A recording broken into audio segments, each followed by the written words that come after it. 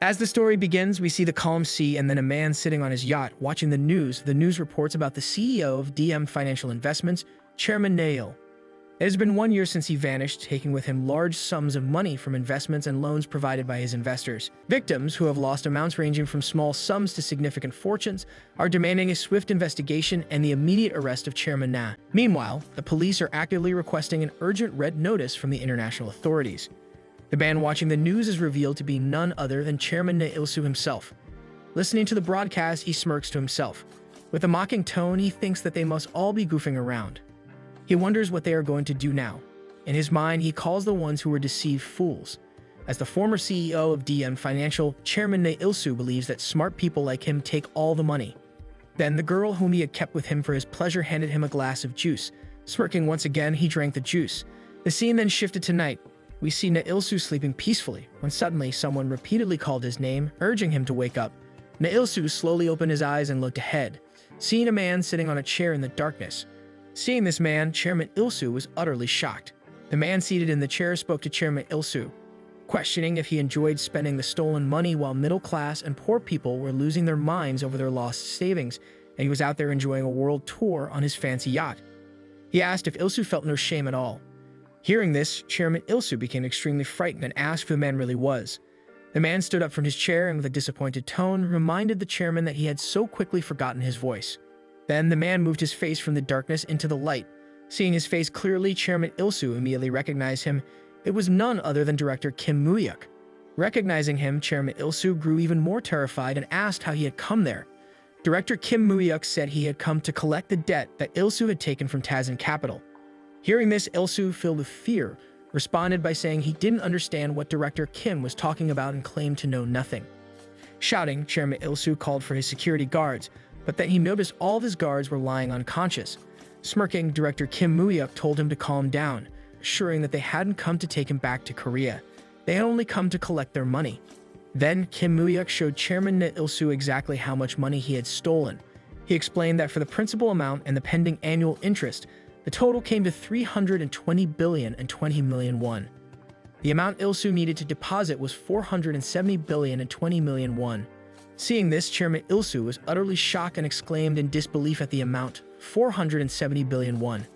Kim Moo-hyuk continued, stating that according to the current exchange rate, it would be around $358 million, and Yahello could simply deposit $350 million. In a panic, Chairman Yahello shouted that he had no money left, claiming he had spent it all on buying the yacht and was left with nothing. He protested that it made no sense for a year's worth of interest to be double the principal amount. Furious, he called them thieves and told them that if they really wanted to take something, they could just take the yacht. Chairman Yahello insisted that it was absolutely impossible. Director Kim Moo-hyuk calmly warned that if he became food for the sharks now, nothing would come back to him. But Chairman Yahello shouted in desperation. He claimed he would rather die than live without the money. He agreed to deposit the principal amount of 150 billion won, begging them to take away the interest. He argued that with the interest he had already paid, they were still making a profit even if they only recovered the principal. He pointed out that all the other investors were giving up their money anyway. Director Kim Moo-hyuk didn't respond to the chairman. Instead, he instructed his mate Sangi to throw Chairman Yahello back into the sea. Hearing this, Chairman Yahello screamed and cried out, begging them to wait. He warned that if he died, they would never be able to find the money. Director Kim Moo-hyuk smirked and explained that even if they couldn't find the money, someone who had embezzled Tazan Capital's funds needed to be made an example of, so others would understand the consequences. Then, Director Kim Moo-hyuk ordered his men to hurry and throw Chairman Yahello back into the water, this time to sink him even deeper. His men pushed the chairman back into the sea. Chairman Yahello shouted desperately, pleading for Director Kim Moo-hyuk to wait, promising to do whatever he said. Director Kim Moo-hyuk then had the chairman pulled back up. Chairman Yahello quickly deposited the full $350 million. Seeing this, Kim Moo-hyuk flashed a charming smile and confirmed that the $350 million had been deposited without any issue. Director Kim Moo-hyuk and his entire team then thanked Chairman Yahello for using Tazan Capital. Furious and red with anger, Chairman Yahello cursed at them, saying he had earned that money like a dog, only for them to strip everything away from him. Director Kim Moo-hyuk simply smiled and told him to contact them again if he ever needed help. Then they sailed away on their sinking boat. Not long after, the police arrived in their own sinking boats, surrounding Chairman Yahello from all sides. They identified themselves as the Philippines Coast Guard and announced that he had been placed on an Interpol red notice at the request of the Korean police. They warned him not to move and threatened to open fire if he resisted. Watching everything unfold, Chairman Il-soo thought to himself about the torment he was suffering because of those bastards. After finishing his work, Kim Moo-yuk went to the house of Chien Soo-min, the chairman of Taesong Capital. There, Chairman Chien Soo-min, Vice Chairman Chien Soo-han, and Chien Soo-min's eldest son, Chien Joo-won, were drinking together. Chairman Chien Soo-min praised Moo-yuk for his achievement, saying he had done an excellent job. In response, Director Kim Moo-yuk modestly replied that he had only followed their instructions and the company policies. Chairman Chien Soo-min acknowledged Moo-yuk's efforts in tracking down the man who had been fleeing across the world on a yacht and even recovering the interest on the loan, appreciating his excellent work. Vice Chairman Chien Soo-han agreed enthusiastically, crediting Moo-yuk for helping the company avoid major losses, reminding everyone that 470 billion won was no small amount. Chairman Chien Soo-min declared that Kim Moo-yuk was the only person they could trust now and praised him once again. Hearing all this praise, Chien Joo-won didn't seem very pleased. Staying humble, Director Kim Moo-yuk replied that he had only done his job. Chairman Chien Soo-min then reminded him to address them as uncle when they were in private, emphasizing that they were family. Vice Chairman Chien Soo-han joined in, fondly referring to Moo-yuk as the only son of his beloved sister, Chien Mi-jin. Chairman Chien Soo-min reinforced the sentiment, telling Moo-yuk to remember that everyone present carried the blood of Chien Taesong, making them family. As he listened, Director Kim Moo-yuk glanced at a picture of his grandfather and reflected silently.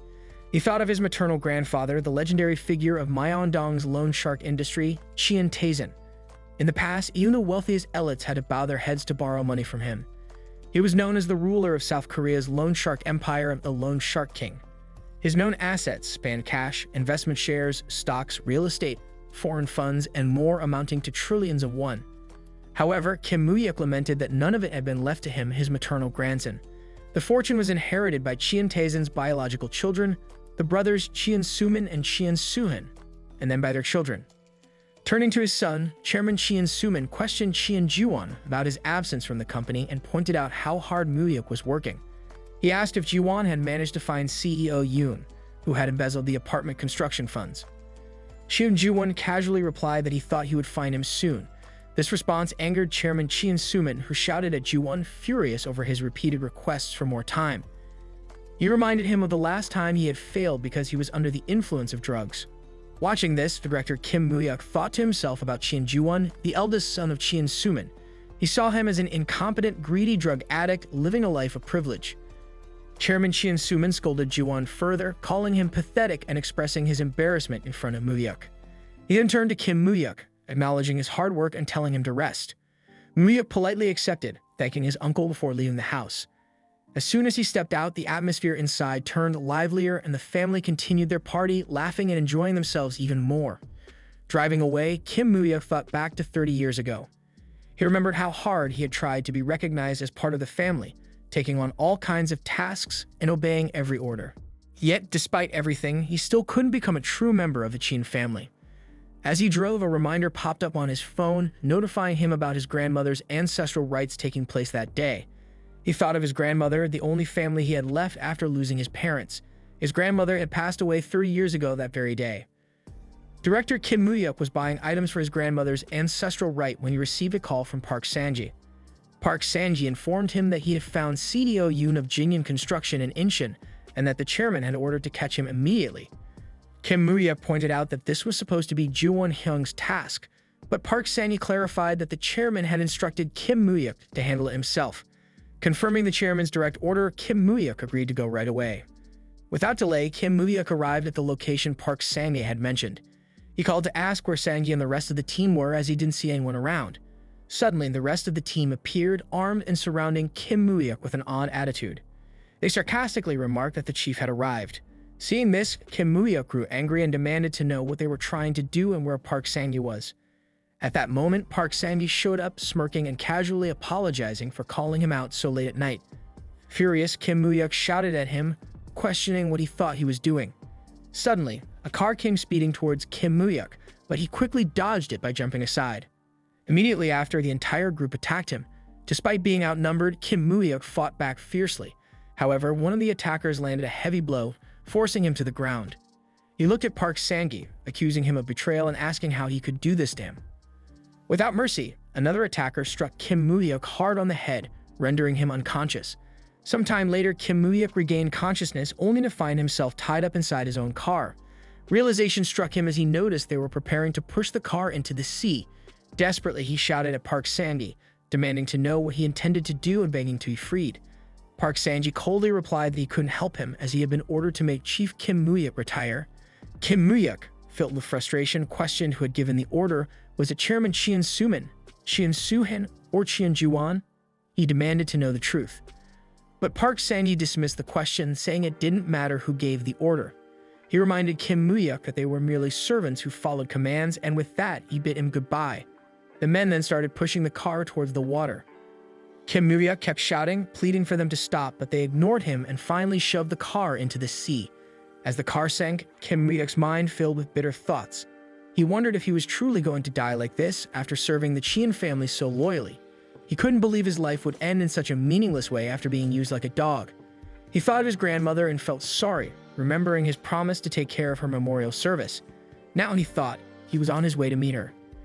Morning arrived and the scene shifted to the seashore, where a boy lay unconscious. It was none other than Kim Moo-hyuk, looking much younger than before. As he slowly regained consciousness, he questioned in his mind whether he was still alive.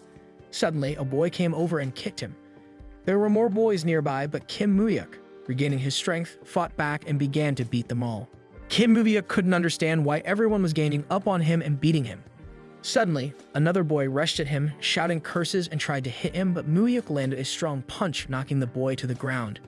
Surprised by his own strength, Moo-hyuk thought to himself that his body felt light, as if he were young again.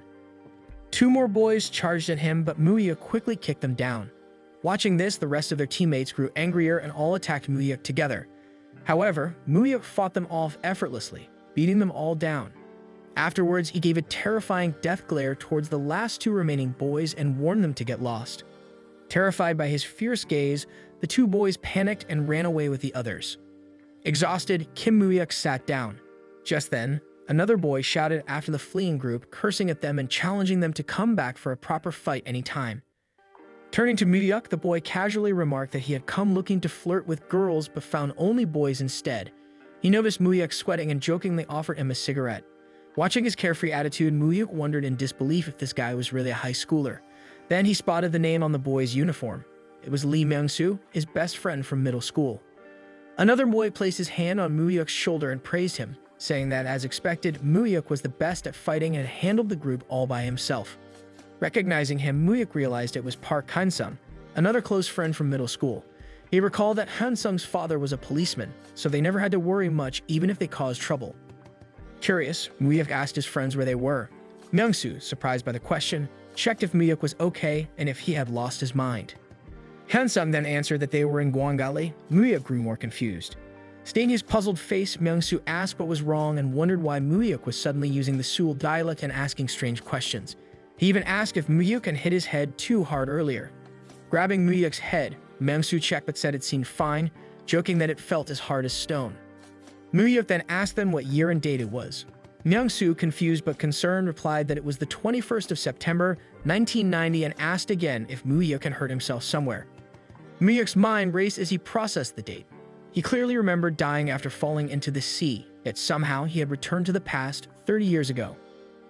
Han-sung, unaware of Moo-hyuk's thoughts, casually said he was hungry. Myung-soo agreed and suggested they go eat ramen, offering to treat them. But Moo-hyuk's mind stayed fixed on the date. Realizing the significance of the day, he thought to himself that he had to go home immediately. Without a word, he sprinted away. His friends called after him, confused about where he was going, but he didn't respond and kept running. As he ran, Moo-hyuk thought about that day. The day his grandmother, his only family, had passed away. He remembered it was due to a heart attack, and they had said if someone had found her even a little earlier and called an ambulance, she might have survived. Lost in a whirlwind of thoughts, Moo-hyuk finally arrives at his home, his heart heavy with emotion. As he steps through the familiar doorway, his grandmother notices his unexpected return and, with a gentle voice filled with concern, asks why he has come back from school so early and whether something troubling has happened. The moment his eyes fall upon her, Moo-hyuk feels a tidal wave of emotions crash over him. Seeing his beloved grandmother after 30 long years stirs memories that had long been buried deep within his heart.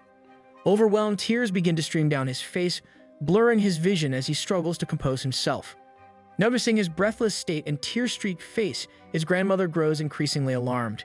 She asks why he is so out of breath and wonders aloud if he had run home because of hunger. Seeing him crying so helplessly, she anxiously questions if something terrible has occurred. Unable to contain the torrent of emotions within him, Moo-hyuk throws his arms around his grandmother in a desperate embrace, his body trembling as he breaks down completely.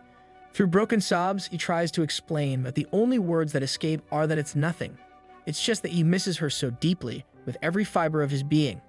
His grandmother, touched yet bewildered by his sudden display of affection, responds with tender amusement.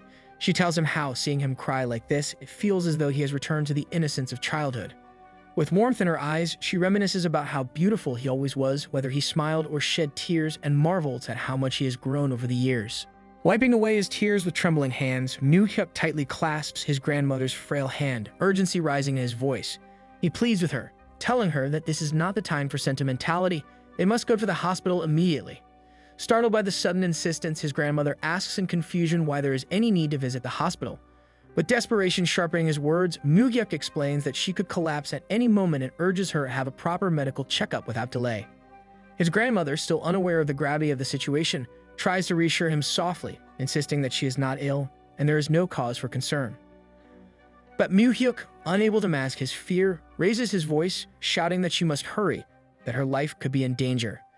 Even then, his grandmother smiles gently and, with the wisdom of her years, reassures him once more. She tells him not to worry, for she has no intention of dying before she sees him married and helping to raise his children. With a light-hearted tone, she instructs him to go to his room and wait while she prepares a meal for him. Afterward, his grandmother lovingly prepares a variety of delicious dishes for Moo-hyuk and gently urges him to eat slowly. She wonders if there isn't much banchan today. Moo-hyuk reassures her, saying there's everything he likes and promises to enjoy the meal well. Hungrily, Moo-hyuk begins to eat as if he hasn't had food in days. Watching him devour the meal, his grandmother expresses concern, teasing that people might think he hasn't eaten for years. She asks him to wait as she also prepared his favorite corn juice. As she steps away, Moo-hyuk suddenly finds himself overwhelmed with emotions and bursts into tears once again. He thinks about how, after 30 long years, he is finally able to eat a simple meal cooked by his grandmother's hands. He reflects bitterly, questioning why he had worked tirelessly like a servant for Tazin Capital and the Chian family, when all he had ever truly needed was this simple, heartfelt meal. Moments later, as his grandmother goes to fetch the juice, Moo-hyuk hears a sudden noise of something falling. Alarmed, he rushes toward the sound and is horrified to see his grandmother collapse on the floor, unconscious. Fear grips him completely. The scene shifts to Moo-hyuk desperately bringing his grandmother to the hospital. She lies unconscious on the hospital bed while Moo-hyuk anxiously consults with the doctor. The doctor explains that if he had arrived even a little later, things could have been much worse. More tests are needed, but it already seems like surgery will be necessary. If left untreated, his grandmother might collapse again at any time. Moo-hyuk, lost in thought, recalls how just recently he was about to secure hundreds of billions. Now checking his pocket, he finds only a meager sum of 151. At that moment, Myung-soo appears and pays the hospital fee for Moo-hyuk's grandmother, explaining that he had received his allowance from his father that very morning. Gratefully, Moo-hyuk thanks him, promising to repay the money as soon as possible.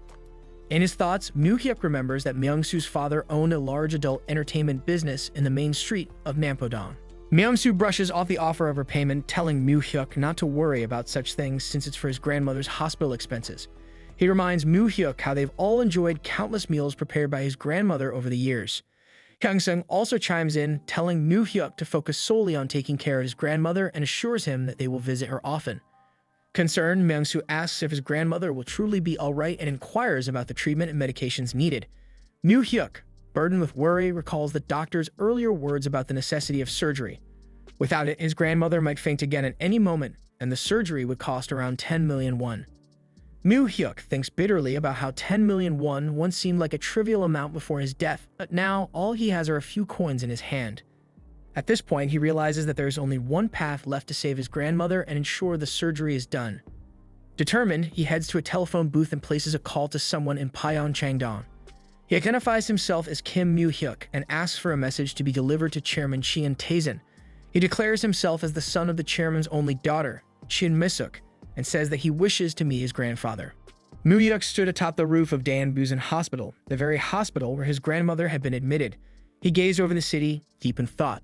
It was the year 1990, a time when there weren't many high-rise buildings.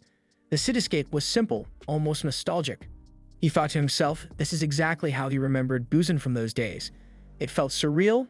He really had returned to 1990. But a troubling question lingered in his mind. Will he be murdered again 30 years from now? His suspicions immediately turned to his uncle, Chairman Chian Suman. Out of everyone, he seemed the most likely suspect. He was the only one who could have commanded Muyuk's own subordinates to turn against him. Yet the motive puzzled him. At that time, Muyuk had still been useful to his uncle. Why would Suman have him killed? Doubts swirled. Could it have been someone else? Chian Sothan, perhaps? Or Chian Juan? The uncertainty gnawed at him. Who could it be? Who was truly behind his murder? But amid the confusion, one thing was clear. This was his second chance. His opportunity to destroy the Chian family and seize control of Tazan capital. As he stood there, lost in his thoughts, a voice called out from behind. Someone shouted, telling him to listen. Muyuk turned to see a strange-looking man addressing him directly. The man beckoned him over, saying he wanted to talk for a moment. Inwardly, Muyuk wondered who this man could be. The man asked for his name.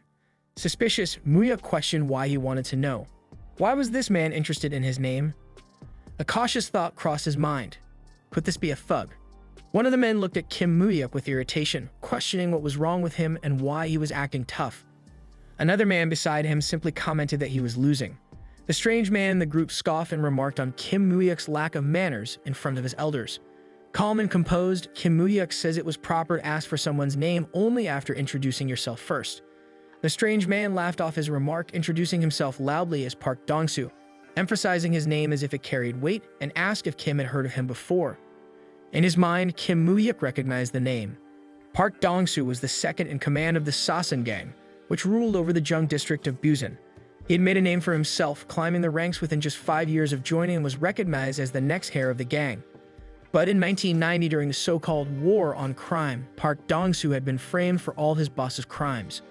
While the police chased him, he was found brutally murdered in a motel at just 29 years old. Park Dongsu, curious, asked if Kim Muyuk really didn't know who he was. Unbothered, Kim Muyuk casually replied in a way that implied he had no idea, even joking if Park ran a comic book store. Irritated at first, Park Dongsu calmed himself and pointed out that he had already shared his name. He expected Kim to return the courtesy. Kim Muyuk simply responded by stating his name. Park Dongsu repeated Kim's name playfully, twisting it into Kim Mu, Kim Mumu, and teasing that it was a killer name. Hearing this childish joke, Kim Muyuk grew irritated, thinking to himself how immature this man was. Park Dongsu then asked if Kim was the rumored good kid from room 405. Confused, Kim Muyuk questioned what he meant. Park Dongsu explained that the hospital was buzzing with stories about Kim, about how he was taking care of his grandmother and handling everything she needed. Kim Muyuk replied that she was his only family, so it was only natural for him to do so. Agreeing, Park Dongsu noted that it was natural indeed, then shifted the conversation, asking if Kim was still in school, pointing out his uniform and wondering if he went to Dongsan Vocational High School. Kim confirmed and, in return, asked if Park Dongsu was a thug. Park Dongsu denied it, questioning why Kim would think that way. Kim replied bluntly, saying Park's condition looked as if someone had stabbed him and left him in the hospital. This irritated Park Dongsu, who snapped that it was natural for men to get stabbed once or twice as they went through life. He claimed it was normal, and that a kid like Kim wouldn't understand since grown-ups had their own battles. Park then questioned how Kim could remain so calm and unafraid in front of him.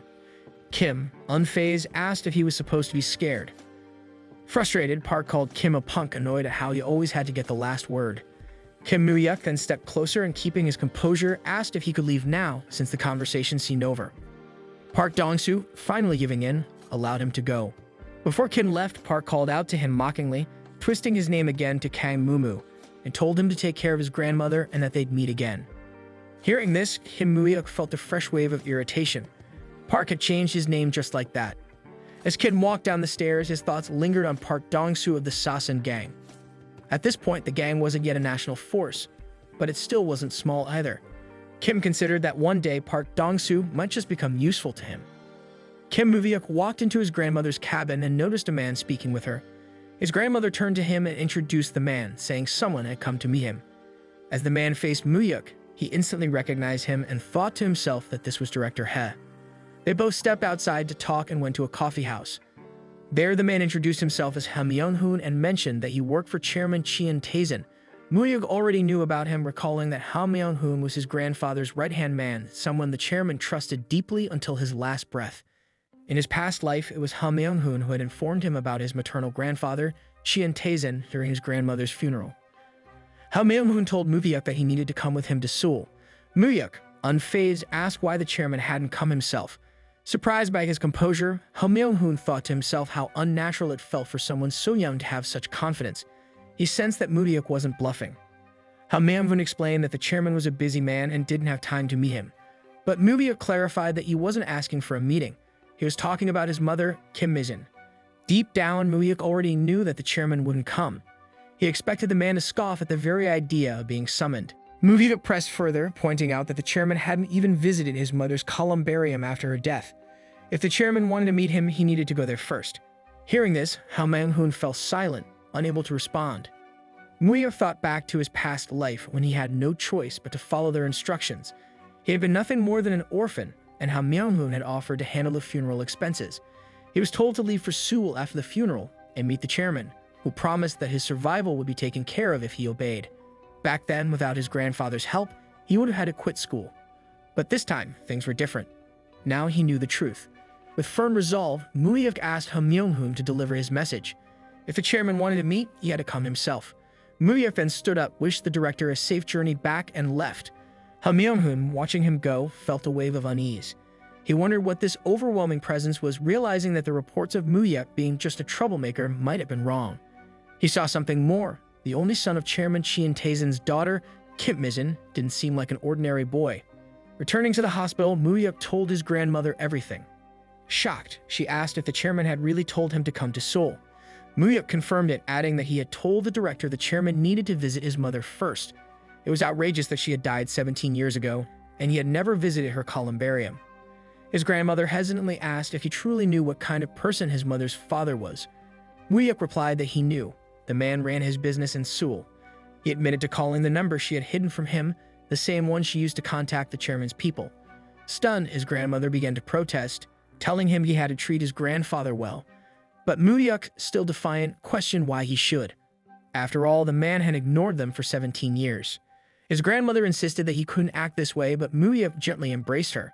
He told her not to worry about anything else, just to focus on her health. As long as he had her, he needed no one else. In his heart, he promised her that this time he would make her happy. In his past life, he had lost her without warning, but not this time. Meanwhile, in Seoul, Chairman Chian Tae-jin questioned Ha Myung-hoon. He repeated Muyuk's bold message. If the chairman wanted to see him, he would have to come himself. Ha Myung-hoon confirmed it, explaining that Muyuk would meet him if he visited his mother's columbarium. The chairman smirked at the audacity, wondering if Muyuk was fearless or just foolish. Regardless, his interest had been piqued. He decided to go to Busan himself, eager to see what kind of person Muyuk truly was. If he proved useful, he planned to work him to the bone for the sake of the family. As the scene shifts, Kim Muyuk steps onto the familiar grounds of his school. The worn-out corridors and the chatter of students fill the air. A place that once felt like a battlefield now feels strangely nostalgic. Entering the classroom, he's immediately met by the worried gaze of his classmate, Myung-soo. Concern laces Myung-soo's voice as he asks about Muyuk's grandmother, his brow furrowed with genuine worry. With a subtle nod and a trace of relief, Muyuk responds, expressing quiet gratitude. His grandmother has finally been discharged from the hospital, and for now, she's doing fine. He feels a flicker of warmth, knowing someone cared enough to ask. Trying to shake off the heavy atmosphere, Myung-soo cracks a grin and suggests they skip class for the day, jokingly proposing they head to the pool hall instead. His attempt to lift Muyuk's spirits feels natural, like old times. But as Muyuk reaches into his bag, pulling out a textbook, he pauses. His fingers brush the pages as a strange thought lingers in his mind. It feels surreal, returning to high school after 30 long years. The weight of his second chance presses down on him, but he steadies himself. He dismisses the temptation and answers firmly, suggesting they focus on class instead. His voice carries a tone of unexpected resolve. Shock ripples through the classroom like a wave. Eyes wide and mouths gape. This was not the Muyuk they knew. Myung-soo, utterly dumbfounded, clutches Muyuk in an exaggerated hug, stammering dramatically. He jokes about the world ending, struggling to comprehend his friend's sudden seriousness. For Myung-soo and the others, it feels like witnessing a miracle. Confusion clouds Muyuk's mind for a moment before clarity dawns.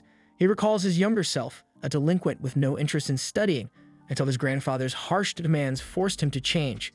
Memories resurface, the stern, cold words of his grandfather scorning his poor grades, setting an impossible goal: Korea University Law School. At the time, it felt like a cruel joke. His grandfather's voice echoes in his mind, laying down the ultimatum that shaped his future. Driven by desperation and a hunger for approval, Muyak had once buried himself in books, clawing his way into law school just to earn his place under his grandfather's roof. But the price was steep. He became little more than a servant bound by blood to the Chin family. Yet now, as he holds the book in his hands, he vows silently that this time will be different. He will study for his own future, not anyone else's expectations. Outside the classroom, a handful of boys loiter aimlessly, chatting without care. Their idle chatter is cut short as an irate teacher storms down the hallway, barking at them to get inside. Startled, they scramble back to their seats just as the teacher bursts into the room. The class hastily stands and bows in greeting, but the teacher's eyes immediately lock onto Muyak. Fury hardens his features as he strides over, raising his hand toward Muyak's forehead with practiced aggression. His words come sharp and fast, chastising Muyak for his prolonged absence from school, as if accusing him of treating education like a game. Muyak responds with measured politeness, explaining that he had been caring for his sick grandmother. But rather than softening, the teacher's anger flares hotter. Without hesitation, he slaps Muyak hard across the face. The sound cracks through the room, drawing the attention of every student. Sneering, the teacher accuses Muyak of lying, refusing to believe that a notorious troublemaker could be capable of such responsibility. His assumptions blind him to the truth. The sting of the blow sparks another memory in Muyak's mind. He recalls this very teacher from his freshman year, infamous for his cruelty. His nickname among students was born from moments like this. Seeing Muyak's steady gaze only enrages the teacher further. He strikes again, shouting for Muyak to sit down. But Muyak remains standing, his mind racing through old memories. He remembers why this teacher held such a deep grudge. The bribe his grandmother had refused to give, thanks to Muyak's intervention. Ever since, the teacher had seized every opportunity to lash out at him. Another slap lands on Muyak's cheek, but he doesn't flinch. His composure only seems to provoke the teacher more, who explodes in frustration, accusing him of being a future gangster. Raising a wooden stick, the teacher prepares to deliver another harsh blow. Before he can strike, the classroom door swings open abruptly. The vice principal appears, slightly out of breath, breaking the tense atmosphere. Trying to maintain his authority, the teacher demands to know the reason for the interruption. The vice principal, still catching his breath, inquires about Kim Muyak, his words causing the teacher's expression to stiffen in surprise. Outside the school building, the scene shifts. An expensive car glides to a stop, turning heads among the students. Myung-hoon steps out, his presence commanding attention, and calls for Muyak to get in. The sight of the luxury car stirs murmurs of astonishment among the onlookers. They watch in disbelief, unable to reconcile the image of their classmate with such wealth. As Muyak slides into the passenger seat, his gaze settles on the man beside him. Recognition flickers in his eyes. Chian Taizan, his formidable grandfather. Memories of their last meeting the day before Chian Taizan's death 20 years ago rush back to him. Chian Taizan examines Muyak with a piercing gaze, his voice steady as he confirms Muyak's identity. Muyak responds without hesitation, declaring his parentage with quiet strength. A slow nod from Chian Taizan follows, acknowledging the connection. He reveals that he visited Muyak's mother's grave, though Muyak cannot help but point out coldly that his grandfather had never once visited until now. His tone carries a mixture of resentment and duty as he mentions his ailing grandmother, making it clear that he will not apologize for his priorities. Chian Taizan studies his grandson, surprised by the young man's unwavering defiance. He notes the lack of fear in Muyak's eyes, an unexpected sight for a man used to commanding absolute respect. Curiosity laces Chian Taizan's voice as he asks if Muyak knows who he is. Muyak in his mind recounts the infamous legacy of his grandfather, a legendary loan shark king, a man who built an empire from nothing, rising from a humble laborer to a figure feared in both political and financial circles. Out loud, he downplays the knowledge, mentioning only that he has heard his grandfather runs a business. Chian Taizan chuckles at the understatement and describes his work as a small lending business in Seoul. He then cuts to the heart of the matter, asking bluntly why Muyak wanted to meet him. A faint, knowing smile plays on Muyak's lips. Inwardly, he admits the truth to himself. There is only one thing he seeks from his grandfather. If he is to challenge the might of the Chian family, there is one essential weapon: he must secure money. The enormous wealth awaiting the heirs of Chian Taizan after his death was a temptation hard to resist. Kim Muyak had already made up his mind. He needed to seize all that money for himself. To do so, he had to secretly gather funds to build his power and fight against them, all without the Chien family realizing it. When Kim Moo-hyuk finally says before his grandfather, the old man asked him directly about the reason for their meeting and what he wanted from him. Moo-hyuk did not hesitate. He simply requested financial help. Hearing this, his grandfather inwardly scoffed, thinking that in the end it all boiled down to money. To him, Moo-hyuk seemed nothing more than a pathetic child. Still, he asked how much the boy needed. Moo-hyuk explained that his grandmother, who had raised him for 17 years, required heart surgery. For that, he needed 10 million won. In addition, he asked for 1 million won every month until his high school graduation to cover tuition fees and living expenses. His grandfather considered it. 10 million won up front plus a monthly million after that. It was an insignificant amount of money to him. He thought to himself that this kid lacked any real courage, summoning him all the way here for what was, in his eyes, mere pocket change. But Moo-hyuk quickly clarified that he wasn't asking for charity. He was only borrowing the money. That remark made his grandfather smirk. He found it amusing. The boy couldn't even afford the interest, let alone the principal, that he was boldly framing this as a loan rather than a handout. It was a ridiculous but strangely entertaining proposal. As a seasoned loan shark, the grandfather was used to lending money, but he didn't do it without guarantees. He told Moo-hyuk that borrowers needed either collateral or credibility. Moo-hyuk offered his brain as collateral. He vowed that if his grandfather lent him the money, he would get into the Korean University Law School and repay both principal and interest using his future success. Inwardly, Moo-hyuk recalled that in his past life, his grandfather had been the one to suggest this path. But this time, it was his own idea. Chien Taizan had always harbored a deep yearning for academic achievement, having been deprived of proper education due to poverty. As his business empire grew, so did his obsession with his children's academic success. Yet his sons, Chien Sumin and Chien Suhan, barely managed to get into local universities despite lavish spending. Even Moo-hyuk's mother, though accepted into a prestigious university in Seoul, had dropped out and left his side. For Taizan, the idea of his grandson entering the elite Korean University Law School was an enticing proposition, one that could soothe his inferiority complex about his own lack of education. Despite his intrigue, the grandfather doubted Moo-hyuk's abilities. From what he knew, the boy's grades were insufficient for such a feat. He wondered if Moo-hyuk was simply bluffing. To test him, he asked how confident Moo-hyuk really was and what he would do if he failed. Moo-hyuk knew that there were no guarantees, even if he had once attempted this path before, but he needed to draw as much of his grandfather's attention and favor as possible at this moment. Boldly, he declared that if he failed, he would surrender both his freedom and his body. That promise seemed to satisfy the old man. Then Moo-hyuk added a condition of his own. If he succeeded, he wanted a gift to celebrate his achievement. The grandfather, curious, asked if he wanted something more, to which Moo-hyuk replied that he would reveal his wish after being accepted into law school. He planned to request an enormous reward at that time. Amused, the grandfather laughed heartily, agreeing to the deal. He said he would wait eagerly to hear what kind of grand gift the boy would dare to ask for. But he reminded Moo-hyuk sternly, if he failed as promised, he would belong entirely to him, forced to obey his every command, even things so terrifying they would make fiends tremble in fear. Moo-hyuk accepted the terms, addressing him as Grandpa. As their conversation concluded and his grandfather departed, Moo-hyuk watched him leave and thought to himself how the old man had tried to scare him with threats of fiendish tasks. He smirked inwardly at the thought, embracing it. If that was what it would take, he was ready to become a fiend, one that would tear the Chien family to pieces. Later, as Chien Taizan drove away with Ha Myung-hoon, they discussed the encounter with Kim Moo-hyuk. Taizan admitted that he found the boy entertaining. Ha Myung-hoon shared that he too had been surprised, given how different Moo-hyuk seemed compared to the reports they had received about him. Taizan reflected on his experiences, noting that in his line of work, he had encountered all sorts of desperate people. Those who borrowed money and shamelessly returned for more, those who sent gangsters to threaten him, those who even held knives to their own bellies in desperation, and even some who would sell their own children for money. With such experiences, he had developed an instinctive ability to read people at a glance, through their eyes, expressions, body language, and tone of voice. Yet with Kim Moo-hyuk, he admitted he was clueless. It felt as though Moo-hyuk had been the one evaluating him instead. Ha Myung-hoon remarked that it seemed like Taizan had taken a liking to the boy. The scene shifted to Daehan-busan Hospital, where Kim Moo-hyuk's grandmother was scheduled for surgery.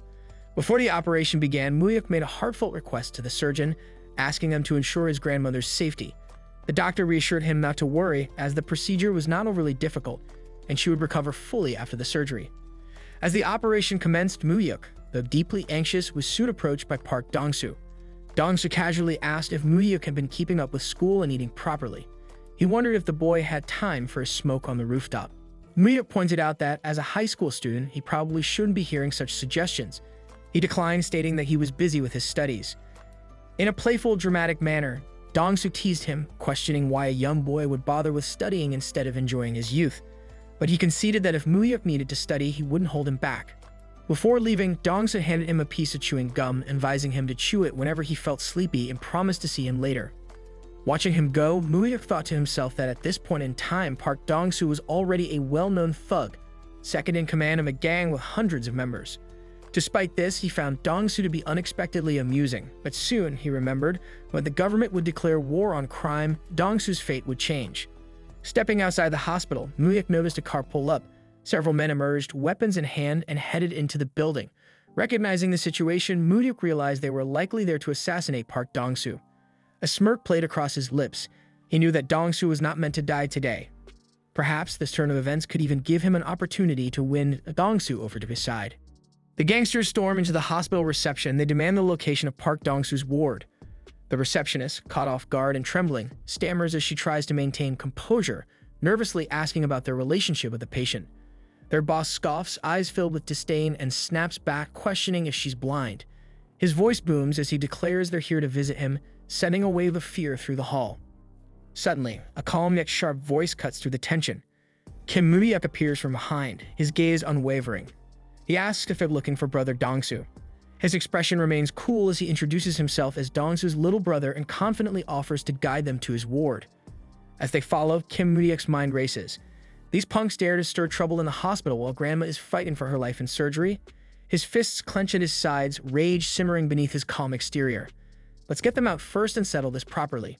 He leads them away from the hospital's bright corridors into a dim, narrow alleyway, shadows stretching around them. The tension thickens with every step. After walking a while, the gangster's boss grows impatient. His voice sharp and menacing, he demands to know where they're being taken.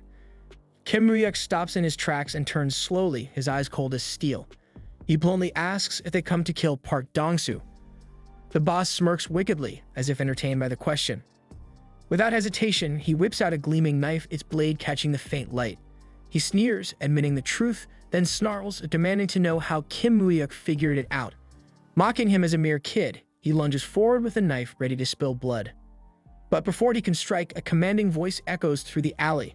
Park Dongsu steps in, his presence radiating raw power. His gaze pierces the gangsters as he calls them out for threatening a high schooler. His tone drips with scorn, questioning if they've lost all sense of shame. Seething with frustration, one gangster charges at Park Dongsu, throwing a punch with all his strength. Dongsu doesn't flinch. Instead, he fearlessly thrusts his forehead forward. The punch lands hard, but it's as if Dongsu is made of stone. The gangster recoils in agony, clutching his bruised hand. With ruthless precision, Park Dongsu counters with a devastating punch, slamming the thug to the cold, hard ground. He strips off his hospital gown, revealing the fighter beneath, fully prepared for battle. The boss charges next, knife glinting dangerously. But Park Dongsu reads his movements effortlessly. He sidesteps, grabs the boss by the hair, and hurls him like a ragdoll straight into another gangster, their bodies colliding the painful thud. Without missing a beat, Dongsu spins and delivers a thunderous kick to the boss, launching him and the thug beneath him, even farther across the alley, crashing into the wall with brutal force. Desperate and wild-eyed, the last gangster scrambles for a weapon and grabs a shard of broken glass. With a desperate roar, he swings it at Dongsu, aiming to end the fight. But Dongsu's eyes blaze with determination. He smashes the glass midair with his bare fist, shattering it to pieces, and follows through with a bone-crushing punch to the gangster's face, sending him sprawling to the ground, defeated. As the dust settles in the quiet alley, gangsters lie scattered, overwhelmed by Park Dongsu's unstoppable might. The storm they tried to bring upon the hospital had turned against them, and they never stood a chance. In the next scene, Park Dongsu and Kim Muyuk enter the hospital once again. Stretching his body, Park Dongsu feels relieved after a while and thinks back to when he recently fought over territory and beat up those guys. He had expected them to come looking for him while he was in the hospital and had kept an eye on them. However, Kim Muyuk ended up bringing them there. Park Dongsu acknowledges Kim Muyuk's boldness, noting how he wasn't even scared when the enemies pointed a knife at him. Kim Muyuk responds calmly, having known that Park Dongsu would come. He had noticed that Park Dongsu's underlings were already guarding the hospital. In his mind, Kim Muyuk reflects that even without his intervention, the outcome would have been the same. Back then, Park Dongsu could have easily overpowered them. Park Dongsu admits that he still owes Kim Muyuk and wonders if he should just let it go. He offers to grant any wish Kim Moo-hyuk might have, whether it's money or a woman. Kim Moo-hyuk thinks to himself that Park Dong-soo will become the first tool of his plan. He is determined to make him his own. Kim Moo-hyuk then tells Park Dong-soo to take only his closest underlings and go into hiding for 3 months. Park Dong-soo is shocked and questions what Kim Moo-hyuk is saying. He had asked what Kim wanted, but Kim Moo-hyuk is speaking nonsense. Park Dong-soo demands to know why he should go into hiding. Kim Moo-hyuk explains that soon the president will declare a war against crime and issue a nationwide arrest order for all criminal organizations. Park Dong-soo, surprised, asks if there's really going to be a war against crime. Kim Moo-hyuk confirms it. He explains that in October 1990, the president issued a special decree to prevent public criticism and to shift attention away from the regime's various corruptions. Although there have been crackdowns on the 5 major crimes over the past year, the upcoming war against crime would be on an entirely different scale. It is a large-scale operation to eradicate criminal organizations and their smaller affiliates. Kim Moo-hyuk advises Park Dong-soo to keep their location a secret, even from other members of their organization. He especially warns him to be cautious of their boss, Lee Se-seong. That is Kim Moo-hyuk's wish. After saying this, Kim Moo-hyuk leaves. In his mind, he thinks that now it is up to Park Dong-soo to make a decision. If Park Dong-soo survives, there will come a day when he will be useful to him. A month later, at Jurisan Mountain, Park Dong-soo and his comrades are watching the news. The broadcast announces the declaration of war against crime and violence, aiming to eradicate criminal organizations. The Constitution has granted full authority to the president to wipe them out. It is the 13th of October, 1990, the official announcement of the war against crime. Seeing the news, Park Dong-soo's team members are shocked. They exclaim about the scale of the operation, noting that every prosecutor and police officer has been mobilized and all the organizations in Busan have been caught, even Se-seong Hyunnim. Park Dong-soo instructs his men to stay put and not cause any trouble. They obey him, agreeing to follow his orders. As Park Dong-soo reads the newspaper, he is startled. He thinks about Kim Moo-hyuk, realizing that everything is unfolding just as that kid had said. He questions to himself who Kim Moo-hyuk really is, concluding that he is no ordinary kid. In the next scene, we see Cheon Tae-jin, Kim Moo-hyuk's grandfather, making arrangements for both Kim Moo-hyuk and his grandmother to live in a newly provided apartment. It's a modest but comfortable place, and it feels like a fresh start for the small family. As they look around the apartment, Kim Moo-hyuk, feeling a mix of relief and gratitude, remarks to his grandmother that his grandfather really handled everything so quickly. He even jokingly refers to him as Namchejin, admiring the speed of how things were settled. Just as his grandmother opens her mouth to respond, perhaps to express her concerns or emotions, Kim Moo-hyuk gently interrupts her. He tells her firmly that the apartment was given to them by his grandfather, who came to see him after 17 long years of absence. He continues, explaining that his grandfather also gave him enough money to cover their living expenses, and because of that, she no longer needs to work herself to exhaustion. His grandmother's face is filled with hesitation and uncertainty. She softly says that she doesn't know if it's really okay for her to accept such generous help. But Kim Moo-hyuk doesn't waver. His voice is filled with sincerity as he reminds her of all the hardships she endured while raising him completely on her own. He tells her she absolutely deserves this comfort and more. He reassures her, promising that if she can just wait a little longer, he will make sure she lives a truly comfortable and peaceful life. He urges her to focus only on her health from now on, and not worry about anything else. Right at that moment, their friends Myung-soo and Park Kyung-sung arrive, their energy filling the room. They greet the grandmother warmly, congratulating her on being discharged from the hospital. The grandmother's face lights up with joy when she sees them, affectionately calling them her other 2 grandsons, as if they were truly part of the family. With a big grin, Myung-soo announces that they brought pork belly for her on their way over. He suggests that they grill some meat together and have a small celebration feast. Everyone's spirits lift as they gather around preparing the meal. Laughter and conversation fill the air as they enjoy good food and even better company, savoring the rare moment of happiness. The scene then shifts to the next day at school. The 3 friends walk together through the school grounds, the breeze cool against their faces. Myung-soo stretches and comments on how refreshing the weather feels, but quickly follows up with a complaint about how their test results are being released today, which is ruining his mood. Hearing this, Park Kyung-sung bursts out laughing, finding humor in the situation. Irritated, Myung-soo shoots him an annoyed glare and tells him not to laugh, pointing out that Park Kyung-sung isn't doing much better himself. Park Kyung-sung tries to defend himself, puffing up with mock pride. He claims that he's better off because he's ranked in the top 500 out of 520 students. Myung-soo scoffs and fires back immediately, saying that he's ranked 451st and warns Park Kyung-sung not to act so high and mighty. Their banter quickly escalates into a playful, exaggerated scuffle, a funny, harmless catfight between two close friends, drawing chuckles from the nearby students. Amid the fun, Park Hyung-sung turns to Kim Moo-yuk, his tone curious. He asks how Kim Moo-yuk did on his test, noting that he had seen him putting in a lot of effort to study lately. Kim Moo-yuk responds modestly, saying that he's made some improvements but still needs to work even harder to get better results. In his thoughts, Kim Moo-yuk reflects honestly. He admits to himself that it had been tough to get back into the rhythm of studying after such a long break, but he managed to pull through and do a decent job overall. As they walk into the classroom, a classmate approaches Kim Moo-yuk, looking excited and a little out of breath. He announces the big news. Kim Moo-yuk ranked first in this exam.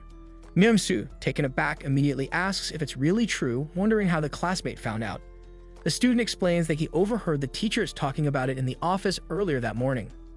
Before they can process the news, another student comes running into the classroom and calls out to Kim Moo-yuk. He tells him that their homeroom teacher is calling him to the office. Smiling with excitement, Myung-soo nudges Kim Moo-yuk and teases him, asking what's going on. He wonders if Kim Moo-yuk is about to receive an award or something and urges him to hurry up and go find out. Moo-yuk walks into the teacher's room where his homeroom teacher Park is waiting for him. Without wasting time, Teacher Park glares at him and asks if he knows why he has been called there. Moo-yuk, keeping his composure, replies politely that he doesn't know the reason. Hearing this, Teacher Park's face twists with anger. Without a moment's hesitation, he slaps Moo-yuk hard across the face. Outside the window, their classmates witness everything, and seeing this, anger starts to rise among them. Park, clearly not done yet, asks again in a sharp tone if Moo-yuk really has no idea why he's been summoned. Once more, Moo-yuk firmly answers that he doesn't know. Infuriated by this response, Teacher Park lands another harsh slap on him and shouts, demanding to know what Moo-yuk did during the exam. He accuses him directly, insisting that he must have cheated. Park mocks him, saying how could someone who was always at the bottom of the school rankings suddenly score so well in the first test of the second semester? Inside his mind, Moo-yuk clenches his thoughts tightly. He knows exactly why this is happening. He reflects bitterly, calling Teacher Park a bastard, realizing this is all because of what happened just a few days ago. The scene flashes back to that day. Teacher Park had sneered at Moo-yuk, mentioning how he had heard that the man who came in the foreign car was Moo-yuk's grandfather. He arrogantly said it was only right for the grandfather to greet him since he was Moo-yuk's homeroom teacher. Moo-yuk had stood his ground then, answering sharply that his grandfather lived in Seoul, and if Teacher Park wanted to meet him, he would have to go there himself. He added coldly, calling his grandfather an old beast who is stubbornly committed to being a trashy abuser, more than he even remembered. Teacher Park had pushed further, saying the grandfather would come again to see Moo-yuk. He told Moo-yuk to talk to him about meeting, but even before Teacher Park could finish his sentence, Moo-yuk cut him off, saying he would take his leave since exams were coming up soon, and thanked the teacher sarcastically before walking away. Teacher Park tried to stop him, but Moo-yuk didn't listen. The scene returns to the present. Teacher Park continues to berate Moo-yuk, accusing him again of cheating and questioning if others helped him too. Moo-yuk strongly denies the accusation, saying he didn't cheat. Park scoffs at him, calling him a bastard, and mocks him further. He says he had let Moo-yuk off the hook when he caused trouble before, but now daring to mess with school exams was too much. He cruelly asks if it was Moo-yuk's grandmother who taught him to cheat. Hearing this, Moo-yuk's anger boils over. He thinks to himself how far this rascal is crossing the line, feeling the heat of rage rising inside. Park catches him glaring and snaps, threatening to gouge out his eyes. Moo-yuk, no longer able to hold back, slams back a demand. He tells Park to apologize immediately. Whether he studied hard or not, whether he cheated or not, it had nothing to do with his grandmother. He demands an apology right then and there. Park, burning with fury, slaps Moo-yuk again and screams if he's gone crazy. Without even checking, Park declares that all of Moo-yuk's exams will be marked as 0 for cheating. Then, in a rage, he tears up all of Moo-yuk's exam papers, yelling that from today onwards, Moo-yuk is suspended indefinitely. He adds that honestly, he would prefer to expel him on the spot. But Moo-yuk, his eyes blazing with determination, fires back with a bold challenge. He asks Teacher Park if he wants to make a bet. Park, caught off guard, demands to know what kind of bet he means. Moo-yuk confidently explains the terms. He will retake the exam right now in front of everyone and solve the questions exactly as he did before. If he fails to score the same as before, he will voluntarily drop out of school. But if he scores the same, Park must resign from the school. Gasps fill the room. Both the teachers and students are shocked by this audacious declaration. Teacher Park sees, calling Moo-yuk an arrogant little piece of trash. He raises his bat to strike Moo-yuk, but Moo-yuk steps forward and yells, challenging him directly. He demands that they bring the test papers right away, asking if Park is too scared to face him. With fierce determination, Muyuk begins to retake the tests, covering all subjects one by one. In no time, he finishes all the subjects except English and astonishingly scores full marks in each of them. Witnessing this, Park is left in utter disbelief. Another teacher, observing the situation, tells Mr. Park that if Muyuk also scores full marks in English, you will have no choice but to resign. Muyuk smirks confidently and teases Park, asking if he's scared. He slyly offers Park a way out, saying that if he apologizes right now, he'll stop the English test here and Park won't have to resign. Just then, the vice principal rushes into the room, furious. He demands to know what Park is doing and tells both Park and Muyuk to stop. He acknowledges that Muyuk has already proven he didn't cheat. Turning to Mr. Park, he scolds him harshly, asking what's wrong with him. Instead of appreciating a student like Muyuk, Park had resorted to this disgraceful behavior. He orders Park to apologize. With no choice left, teacher Park lowers his head and apologizes for his actions. Muyuk slams his hand confidently on the bench and declares that he's going back to class. As he walks out of the teacher's room, his classmates erupt into cheers, chanting his name with joy and admiration. Myung-soo, Muyuk, and Hyung-sung were gathered together, talking among themselves. Myung-soo couldn't hide his excitement as he recalled Teacher Park's annoyed expression. He pointed out how badly Teacher Park had messed up. Then, with genuine curiosity, he asked if Muyuk was really the top student in the entire school. Hyung-sung, just as curious, added to the conversation. He asked if it was true that Muyuk was aiming for the prestigious Korean university. Muyuk responded with calm determination. He told Myung-soo to start taking his studies seriously and assured him of his help. Turning to Hyung-sung, he advised him to resume judo and aim for college through special admission, believing in their potential. As they spoke, Muyuk's thoughts drifted for a moment. He recalled that Myung-soo had once maintained fairly high grades through middle school. He could have easily pursued a liberal arts path, but chose vocational high school to follow his true passion. Hyung-sung, too, had been a promising judo athlete during middle school. Despite their school lacking a sports team, Hyung-sung chose to attend it anyway, unwilling to part ways with his closest friends. But reality had its weight. Myung-soo questioned the point of studying now, wondering aloud if it might be simpler just to take over his father's nightclub business. Hyung-sung sighed, mentioning that his body had grown stiff and tired. He was even considering taking up a factory job to earn a living. In response, Muyuk placed his hands firmly on both of their shoulders, his voice filled with conviction. He explained that in the near future he had something important to accomplish in Seoul. However, he admitted it would be too difficult to achieve on his own. He sincerely hoped they would stand by his side. With heartfelt determination, he urged them to work hard together and chase their dreams of going to Seoul as true friends. Deep inside, Muyuk thought to himself, knowing the future alone wasn't enough to take revenge. He couldn't win this battle alone. No matter what happened, he needed comrades who would stand firm beside him, comrades who would never betray him no matter the circumstances. He believed in his friends. He trusted them with his life. Muyuk pushed himself harder in his studies, focusing relentlessly. As a result, he easily ranked first in the second semester final exams. Myung-soo's grades were still not perfect, but they began to show steady improvement. Hyung-sung, inspired, started training his body again. Gradually, piece by piece, their lives started to move in the right direction. Eventually, Muyuk arrived in Seoul, standing before his grandfather's house once more. Snow was falling heavily, blanketing the surroundings in white. Seeing the familiar house, he felt a rush of emotions. He had returned, back to the impregnable fortress of the Chin family. Together with Hanamdong, this area stood as one of the most affluent in the nation. Here, Taesan's mighty fortress towered over the city. Back then, Taesan held the top rank in cash mobilization power. Neither the Third Republic, which seized power through a military coup, nor the Fifth Republic that followed with yet another coup, nor even the current regime could threaten this stronghold. The impregnable fortress of the Lone Shark King had withstood them all, safeguarding his wealth from the reach of any political force. Later that evening, Muyuk and his grandfather, Taesan, sat together at the dinner table. Muyuk reflected quietly to himself. This scene had never unfolded in his past life. Back then, he had only met Taesan much later, after being accepted into the Korean University Law School. But this time, things were different. His grandfather's view of him had already shifted. After dinner, the two of them settled comfortably on the sofa, enjoying a quiet moment with a cup of tea in their hands. The warm steam curled lazily in the air as they sipped slowly. As the soft clink of the cups filled the silence, his grandfather broke it with a proud remark.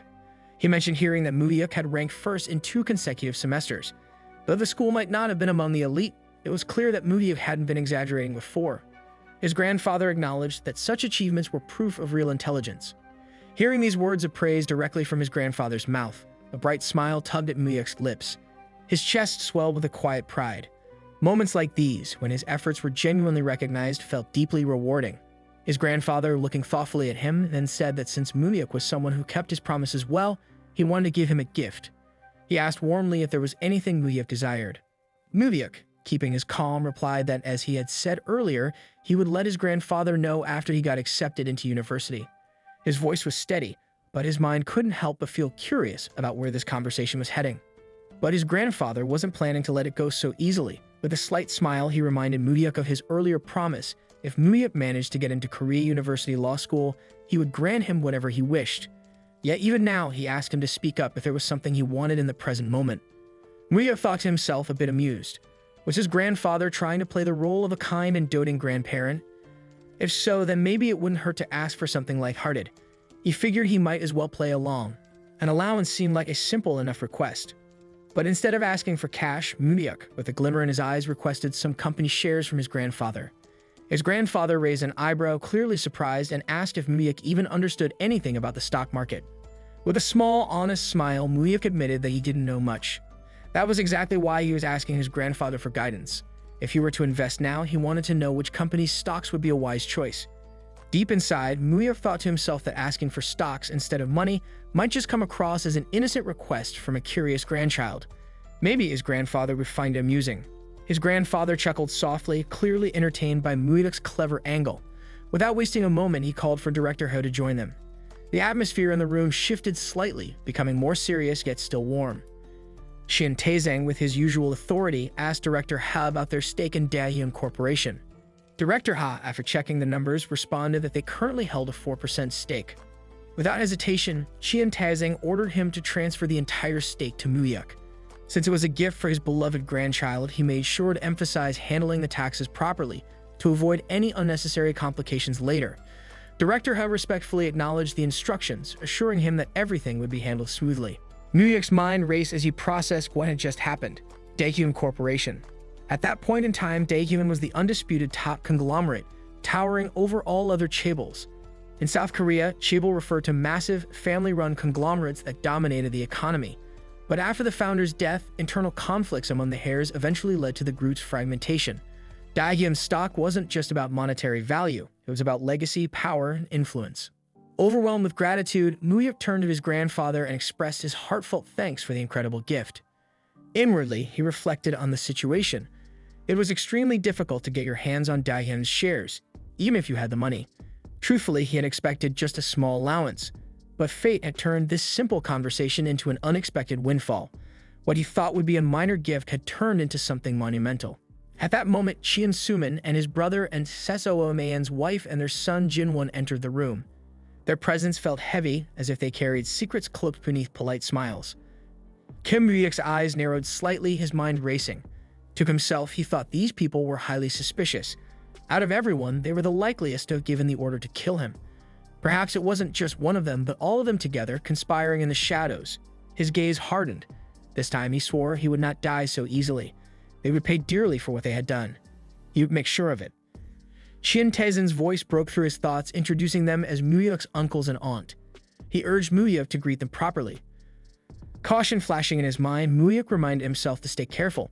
Given the circumstances, they seemed to fit the profile of the culprits, but there was still a chance he was wrong. He couldn't afford to act recklessly. He had to remain under their radar, unnoticed until the time was right.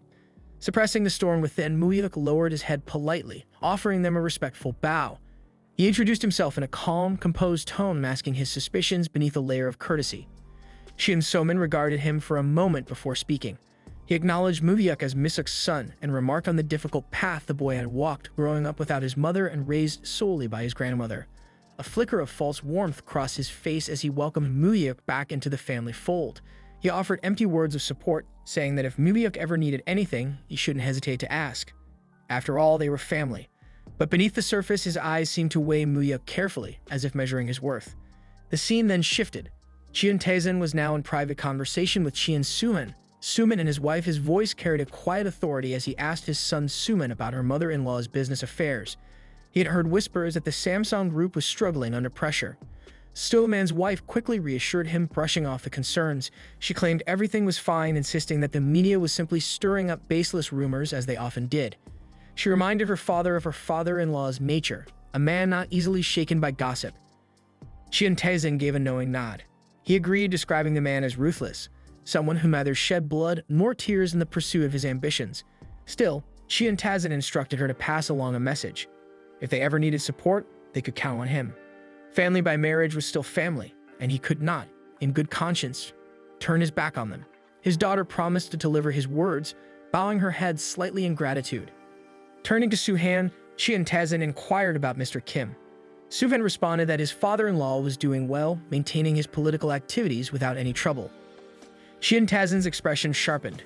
He advised Su-han to tell Mr. Kim to seek him out if he ever found himself in need of money. There was no reason to fall into trouble over small amounts of illicit funds. He then shifted the conversation, his tone growing stern. He asked if any of them had sent money recently to President Lee Haek-soo.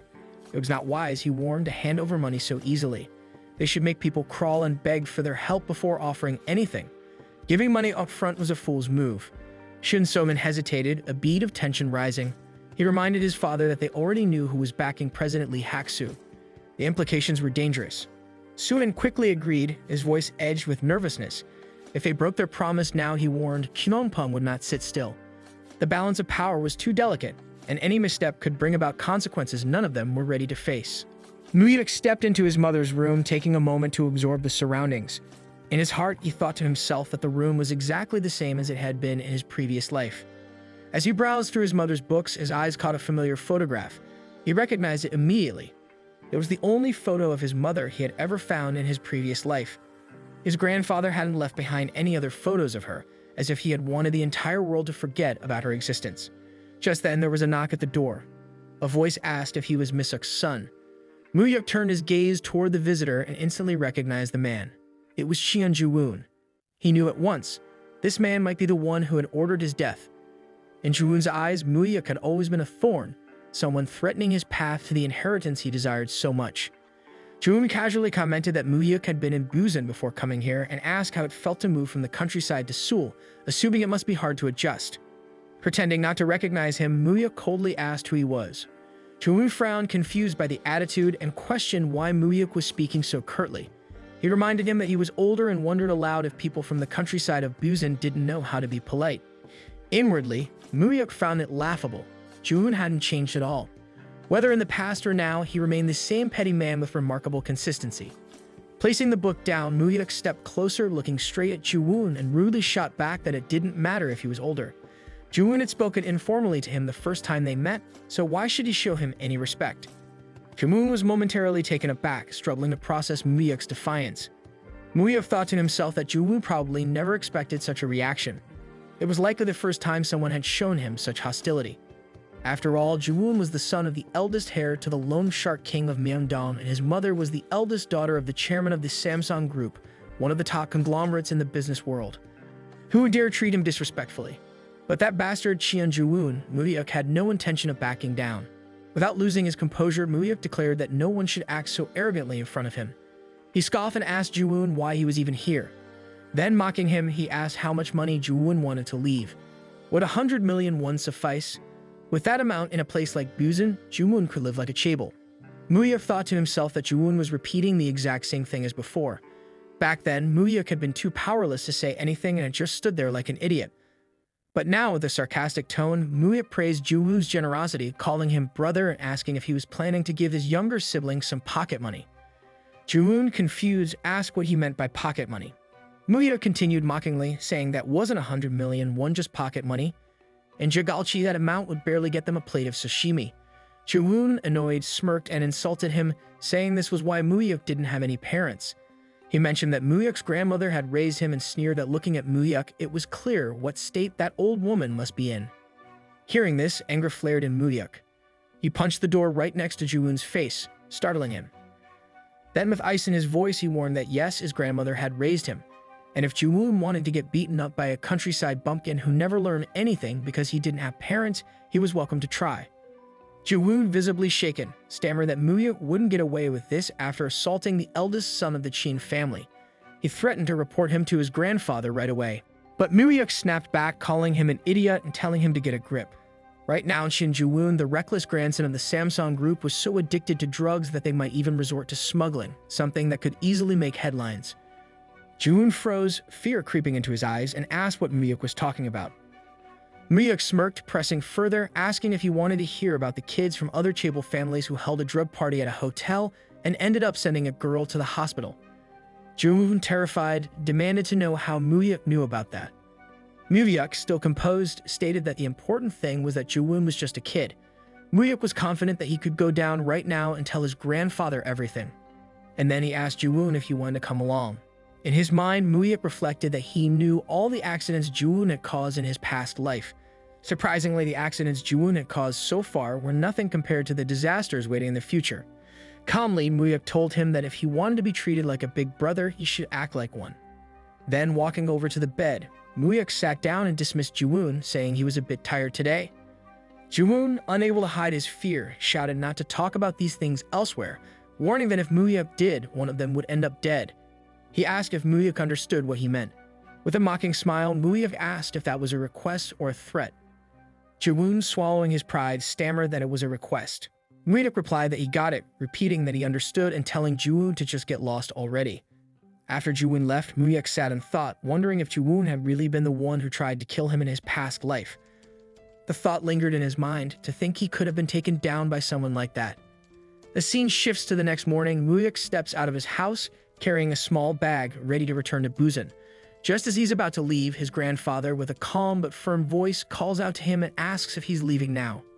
Muyuk turns to his grandfather with a respectful nod and replies that yes, he will be taking his leave now, addressing him with warmth and reverence. The grandfather, keeping his usual composed expression, simply tells him to go ahead. Before stepping away, Muyuk looks at his grandfather with sincerity and promises that he will visit often, making sure his words carry both affection and determination. As Muyuk steps outside, the air feels crisp and cool. He walks toward the car waiting to take him back to Busan. Just then, Director He approaches him, holding an envelope carefully in his hands. With a polite yet serious tone, Director He offers the envelope to Muyuk, explaining that it contains 100 million won. He mentions that this is a special gift from the chairman, not just an ordinary sum of money. Director He continues, saying that the chairman believes simply owning Daehyun's stocks is not enough to secure Muyuk's future. He adds an important detail. The password to access the funds is the anniversary of the young lady's birth. No. Correcting himself, he clarifies that it is the anniversary of Muyuk's mother's passing, making the moment feel more personal and heartfelt. Hearing this, Muyuk pauses for a moment, thoughts running through his mind. He wonders silently if Shin Tae-sen, the chairman, has always been this meticulous and thoughtful in handling such matters. It surprises him how deeply the chairman seems to care. With a grateful heart, Muyuk then asks Director He to kindly convey his thanks to the chairman.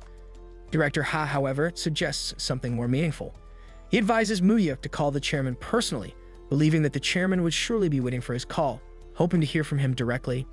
Time moves forward and soon Muyuk finds himself sitting in his new classroom, the sun streaming in through the windows. As he looks around, he reflects on his new chapter in life.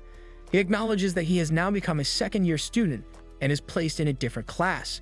Though the faces around him have changed, he takes comfort in knowing that Myung-soo is studying diligently, putting in hard work day after day. Han-sung, too, has thrown himself fully into the judo club, dedicating his strength and passion to the sport. Muyuk can't help but feel a sense of pride seeing how everyone is doing their best in their own ways, holding tightly to the promise they made, the promise of going to a university in Seoul together.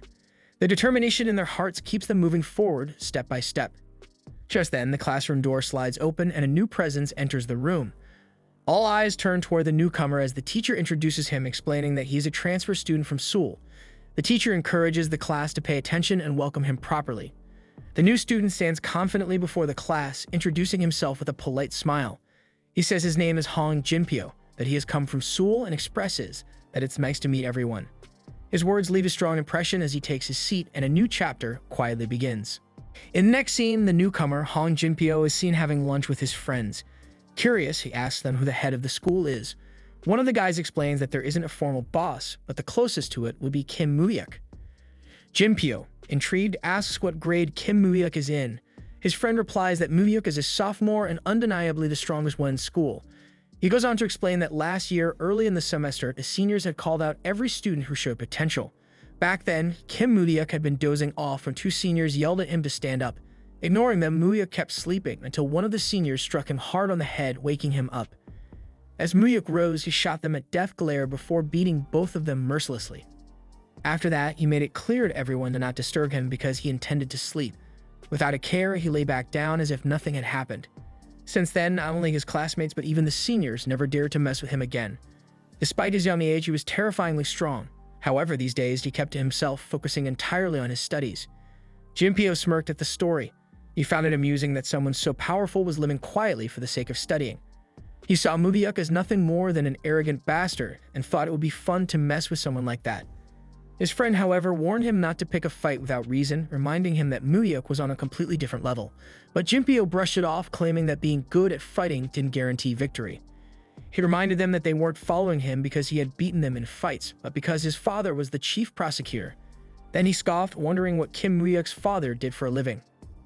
Through this, it became clear that Jinpyo was a typical rich kid, abusing his father's wealth and influence for his own gain. His friend replied that Muryuk had no parents and lived with his grandmother. He did have a grandfather, but they knew little about him. Hearing this, Jinpyo laughed mockingly, finding it amusing that Muryuk didn't even have parents.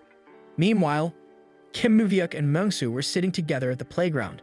Myung-soo mentioned that Hyung-sung had gone to the sports club again. Muryuk nodded, noting that Hyung-sung had taken a long break but was now determined to get into a physical education college. He was even following a strict diet. Myung-soo remarked that their little Hyung-sung was finally starting to mature. Then he changed the topic, asking if Muryuk had heard about the new transfer student, Hong Jinpyo, from Seoul. He mentioned that Jinpyo looked like a pretty boy and spoke in an annoying Seoul dialect.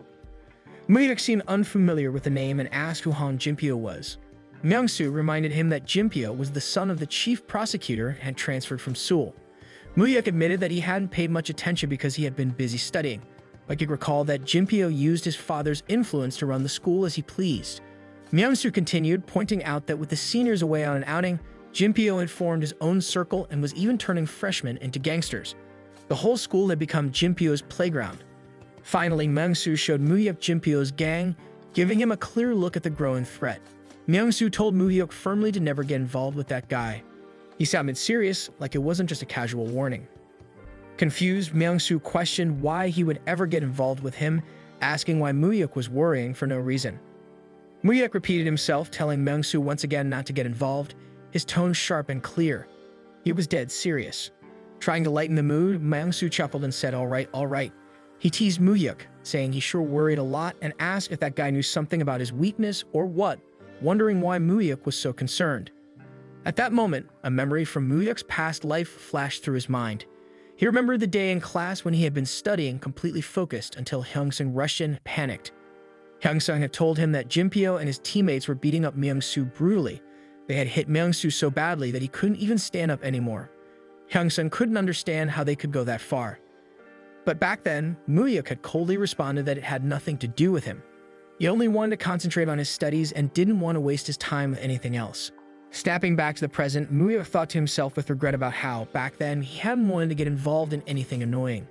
Because of that, he had even ignored Myung-soo, his closest friend.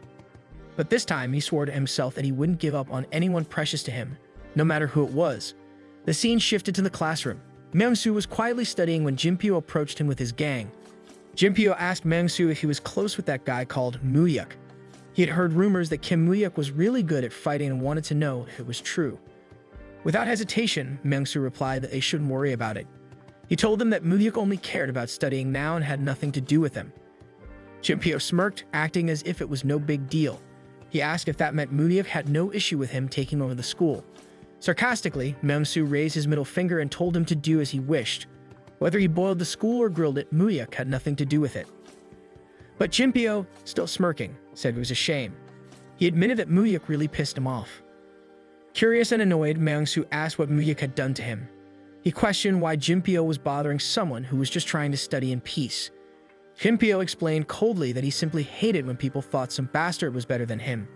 He added that even his own guys seemed more scared of Muryuk than they were of him, and he couldn't stand it. Myung-soo, frustrated, shouted at Jinpyo to stop bothering Muryuk. One of Jinpyo's friends lost his temper and stepped forward to hit Myung-soo, calling him a loser and demanding to know who he thought he was talking to like that. He mocked Myung-soo, saying that if it weren't for the situation, he'd be cowering in the corner, terrified. But Jinpyo stopped his friend, holding him back. He looked at Myung-soo and said that the thing about him was simple. He always got what he wanted, and he always crushed what he wanted to crush. Myung-soo yelled at him furiously, calling him a madman, completely out of his mind. Without warning, Jinpyo's friend slammed Myung-soo's head down onto a bench with brutal force. Jinpyo, unfazed, remarked that this was only because Myung-soo was close to that bastard Moo-hyuk and told him not to take it too personally. Then, he ordered his friends to drag Myung-soo to him. On the other side, Moo-hyuk was studying when suddenly, one of his classmates rushed over to him in a panic. He hurriedly informed Moo-hyuk that there was a big problem.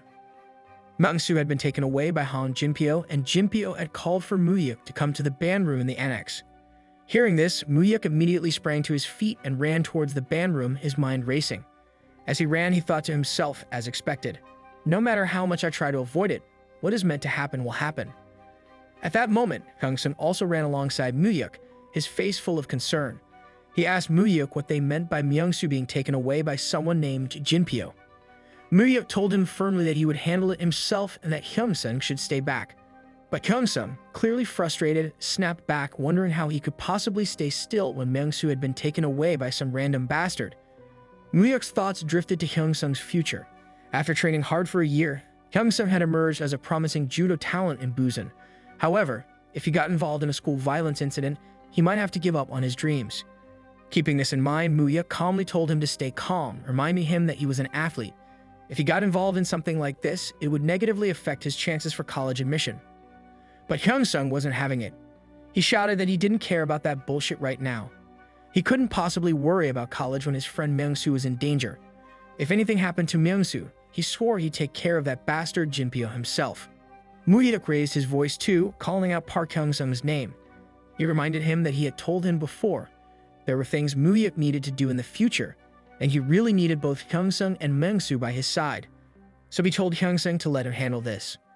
Hyung-sung, still worried, asked if Moo-hyuk was sure. Moo-hyuk grabbed a stick nearby and instructed him not to let anyone through, not even a teacher or anyone else. He told him to just focus on that. Hyung-sung asked again, concerned if Moo-hyuk was really planning to fight them all alone. Moo-hyuk confidently replied, asking if Hyung-sung had forgotten who he was. He was Kim Moo-hyuk. Without wasting any more time, Moo-hyuk entered the band room. His eyes immediately fell on Myung-soo, who was lying on the floor, bleeding from his nose and mouth. A group of 7 to 8 guys had surrounded him, and standing at the center was Jinpyo. Seeing Moo-hyuk walk in, Jinpyo smirked and remarked with mock surprise that they weren't kidding after all. He had heard that if anyone messed with Myung-soo, Moo-hyuk would definitely show up, and here he was. Jinpyo added that if Moo-hyuk hadn't shown up, he would have broken Myung-soo's ankle and sent him over. Myung-soo, Jinpyo said, was lucky. Barely able to speak, Myung-soo weakly called out to Moo-hyuk, asking what he was doing there. Moo-hyuk's gaze locked onto Jinpyo as he demanded to know why, if Jinpyo had something to discuss with him. He hadn't come directly to him. Why was he bothering his friends? Jinpyo laughed, playing dumb at first, and sarcastically pretended to recall his reason. He admitted with a smirk that he did it just because he thought it would be fun. Moo-hyuk's eyes narrowed. If fun was what Jinpyo wanted, then he told him to send Myung-soo out and play with him instead. He promised to make it even more fun for Jinpyo. Jinpyo scoffed at Moo-hyuk's words, mocking him by asking if they were filming some kind of movie about Buzangai's loyalty. Still sneering, Jinpyo agreed. Then Jinpyo turned to the rest of the guys and ordered them to beat up Moo-hyuk. But the others hesitated, fear clear on their faces. Everyone knew just how strong Moo-hyuk was. Seeing them frozen, Jinpyo shouted angrily, reminding them who his father was. He threatened that if they didn't listen to him, he could have them kicked out of school in just a minute. Spurred by fear, the group grabbed their bats and rushed at Moo-hyuk. But Moo-hyuk dodged every attack with ease. One by one, he countered, landing punches that knocked some to the ground, throwing others aside with powerful strikes. Within minutes, he had taken down the entire group. Jinpyo watched in shock, his eyes wide with disbelief. In a desperate move, he grabbed Myung-soo by the hair, pressing a knife to his throat. Jinpyo warned Moo-hyuk that if he took even one more step, he would slit Myung-soo's throat. Without a moment of hesitation, Moo-hyuk lunged forward and landed a powerful punch right on Jinpyo's face, sending him crashing to the floor. Blood started streaming from Jinpyo's nose as he lay there stunned. Kim Moo-hyuk exploded in fury, cursing Jinpyo with rage, calling him a bastard and questioning if he really thought he could get away with this. But Jinpyo, trying to hold on to his arrogance, shouted back that his father was a prosecutor, not just any prosecutor, but the chief prosecutor. He taunted Muhyuk, saying he still didn't understand what that meant. Muhyuk pinned Jinpyo down, sitting on his stomach with burning eyes. He scoffed at Jinpyo's claim, mocking the title of chief prosecutor. He declared that even a chief prosecutor could only keep someone rotting in prison, but fists were much closer than the law. Without hesitation, Muhyuk drove his fist hard into Jinpyo, snarling that this was for assaulting his friend Mangsu. He followed it with another powerful punch, making it clear that this one was for dragging him out during his precious study time. Grabbing Jinpyo's ankle tightly, Muhyuk's eyes darkened with fury. He growled that lastly, this was for breaking Mangsu's ankle. Terrified, Jinpyo begged him to stop, pleading desperately. But Muhyuk ignored his cries. Without mercy, he twisted Jinpyo's ankle until it snapped. In the next scene, Kim Muhyuk is seen inside the holding cell at Nambu police station. Soon, Hyungsung's father arrives and tells him that Hyungsung informed him about Muhyuk ending up there while trying to save Myeongsu. Concerned, Muhyuk asks if Myeongsu is okay. Hyungsung's father assures him that Myeongsu is fine and wasn't hurt badly. Muhyuk recalls in his thoughts that since Hyungsung's father was a police officer, he would often help cover up the troubles they got into. However, Hyungsung's father explains that this time the situation is serious. Muhyuk had picked a fight with the wrong person, the son of a deputy prosecutor. Even as an officer, he admits he can't do much about the case and apologizes for having no way to help him. Muhyuk then politely requests a favor. He asked if he could make one phone call, promising it would only take a moment. Hyungsung's father agrees and tells him to go ahead. As night falls, Jinpyo's father arrives at the station to confront Muhyuk. On seeing him, he angrily demands to know if Muhyuk was the one who crippled his son's leg. Muhyuk explains that it happened during a fight. He was alone while Jinpyo had over 10 people on his side. He questions why he alone was arrested. Jinpyo's father smirks at him and calls out to Chief Kim, ordering him to take Muhyuk to the interrogation room. The chief hesitates, reminding him that Muhyuk is still a minor. But Jinpyo's father shouts at him to follow orders, and the chief complies, saying he will handle things himself. With cold intent, Jinpyo's father declares that he knows exactly how to deal with punks like Muhyuk. Inside the interrogation room, he reveals that Muhyuk's homeroom teacher had reported everything about him from last year, labeling him no different from a gang member. He accuses Muhyuk of violence, extortion, and theft, both inside and outside school, and claims that seeing what he did to his son proves he is no ordinary delinquent. In his thoughts, Muhyuk recognizes Jinpyo's father as the same cruel animal abuser. Muhyuk firmly states that he was only defending himself, believing that if he hadn't, he would have been seriously hurt. Jinpyo's father mocks him, repeating if he was claiming self-defense, and demands a proper answer. Muhyuk explains that he heard his friend had been dragged away, so he went to check, but Jinpyo and his gang attacked him, leaving him no choice but to fight back. He questions if defending himself was truly wrong. Unsatisfied, Jinpyo's father grabs a belt and declares that this won't do. He needs to teach Muhyuk a lesson. He orders the officers to grab Muhyuk. Muhyuk repeats the truth, saying Jinpyo was even carrying a knife. Jinpyo's father curses, saying Muhyuk is making him return to his old ways, and orders the officers to tie him to the chair. The officers are hesitant but obey when Jinpyo's father shouts at them furiously. They tie Muhyuk to the chair, and Jinpyo's father shows him a needle, warning him not to blame anyone else for what's about to happen. As he grabs Muhyuk's finger and prepares to use the needle, Muhyuk suddenly starts laughing. Surprised, Jinpyo's father asks why he is laughing. Muhyuk mocks him, saying that both father and son are cowards who cannot fight alone and use small weapons to intimidate people. Enraged, Jinpyo's father orders the officers to hold Muhyuk tightly. Just then, Chief Kim enters the room. Jinpyo's father, irritated by the interruption, tells him to stay out of it. The chief informs him of a big problem and urges him to see who has come to visit. The chief prosecutor of the Busan District Public Prosecutor's Office, Yoon Chang-ho, enters the room. Jinpyo's father, surprised, asks why he is there. Yoon Chang-ho slaps him hard, grabs his collar, and furiously scolds him for treating a minor this way. He reminds him that this isn't the Fifth Republic and calls him crazy for causing trouble in Busan, especially when he himself is about to transfer to Seoul. Shocked, Jinpyo's father asks why the chief prosecutor is acting this way. Yoon Chang-ho asks if he even knows whose grandson Muhyuk is. Confused, Jinpyo's father admits he doesn't. Yoon Chang-ho reveals that the boy is the grandson of Chairman Chien of Pyeon Changdong. Jinpyo's father, pale with fear, stammers out the chairman's name, realizing the gravity of his mistake. With a cold, evil smile, Kim Muhyuk looks at him and winks. At the family dining table, Kim Muhyuk and his grandfather, Chien Taesin, sat facing one another in heavy silence. The air felt thick, as though weighed down by unspoken tension. Chien Taesin's stern gaze never left his grandson as he finally broke the stillness. He questioned Muyuk with a sharp tone, demanding to know why he remained so silent. He urged him to speak, to explain himself, to unravel the cause behind this tangled mess. Without hesitation, Muyuk responded firmly in his mind, revealing that he had sought his grandfather's help because the prosecutor had attempted to manipulate the investigation by abusing his authority. It had not been a fair fight from the beginning. His grandfather, narrowing his eyes, asked whether this whole ordeal could not have been avoided altogether. Muyuk's answer came with resolute clarity. If the attack had been aimed solely at him, he would have endured it quietly. But they had targeted the people around him, his friends, his family, dragging innocent lives into their scheme just to get to him. With no way to avoid the trap, he chose instead to confront it head-on. He believed there was no other way. Crushing his enemies entirely was the only path to ensure they never came for him again. Deep inside, he held an unwavering determination to protect those he loved, no matter the cost. Though he already owed his grandfather a great debt, he declared within himself that he would go to any length, pay any price, for the sake of shielding his family and friends from harm. Tazen's piercing question followed, pressing further into the heart of the matter. He wondered what Muyuk would have done if he hadn't offered his support, if, in that critical moment, he had chosen to stand aside. Muyuk thought deeply. If that had been the case, it would have meant that their bond, their shared blood, extended only so far. He reasoned that if his grandfather, with all his power, had turned away at a moment when help was within reach, then he could no longer call him family in his heart. Upon hearing these thoughts, Tazen burst into hearty laughter, a deep, booming sound that filled the room. He found satisfaction in Muyuk's resolve and agreed with him wholeheartedly. To him, a man should never back down. He should wield every weapon at his disposal without hesitation. As his grandfather laughed, Muyuk couldn't help but reflect inwardly.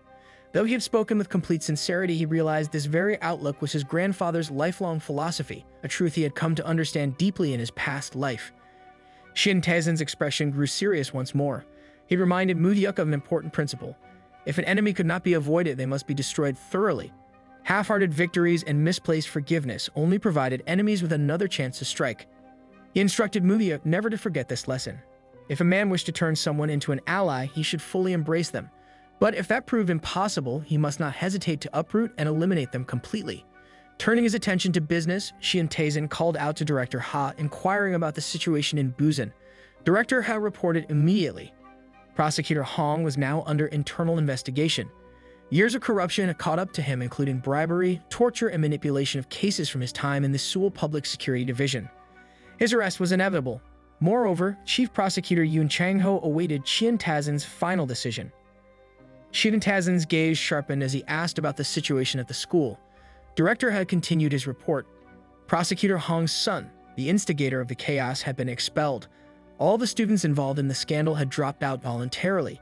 Even a homeroom teacher from the previous year, who had given biased testimony against Muyuk, was now behind bars. His corruption was so blatant, the arrest warrant had been issued without delay. Tazen turned to Muyuk, his voice carrying a weight of finality. He asked if this outcome was enough to satisfy him. But Muyuk's resolve had not yet been fulfilled. He had one final request lingering in his heart. His grandfather, without hesitation, granted him permission to speak. Muyuk boldly expressed his wish to personally handle the matter concerning Chief Prosecutor Yoon. Tazen, momentarily surprised, asked why he wished to take this responsibility upon himself.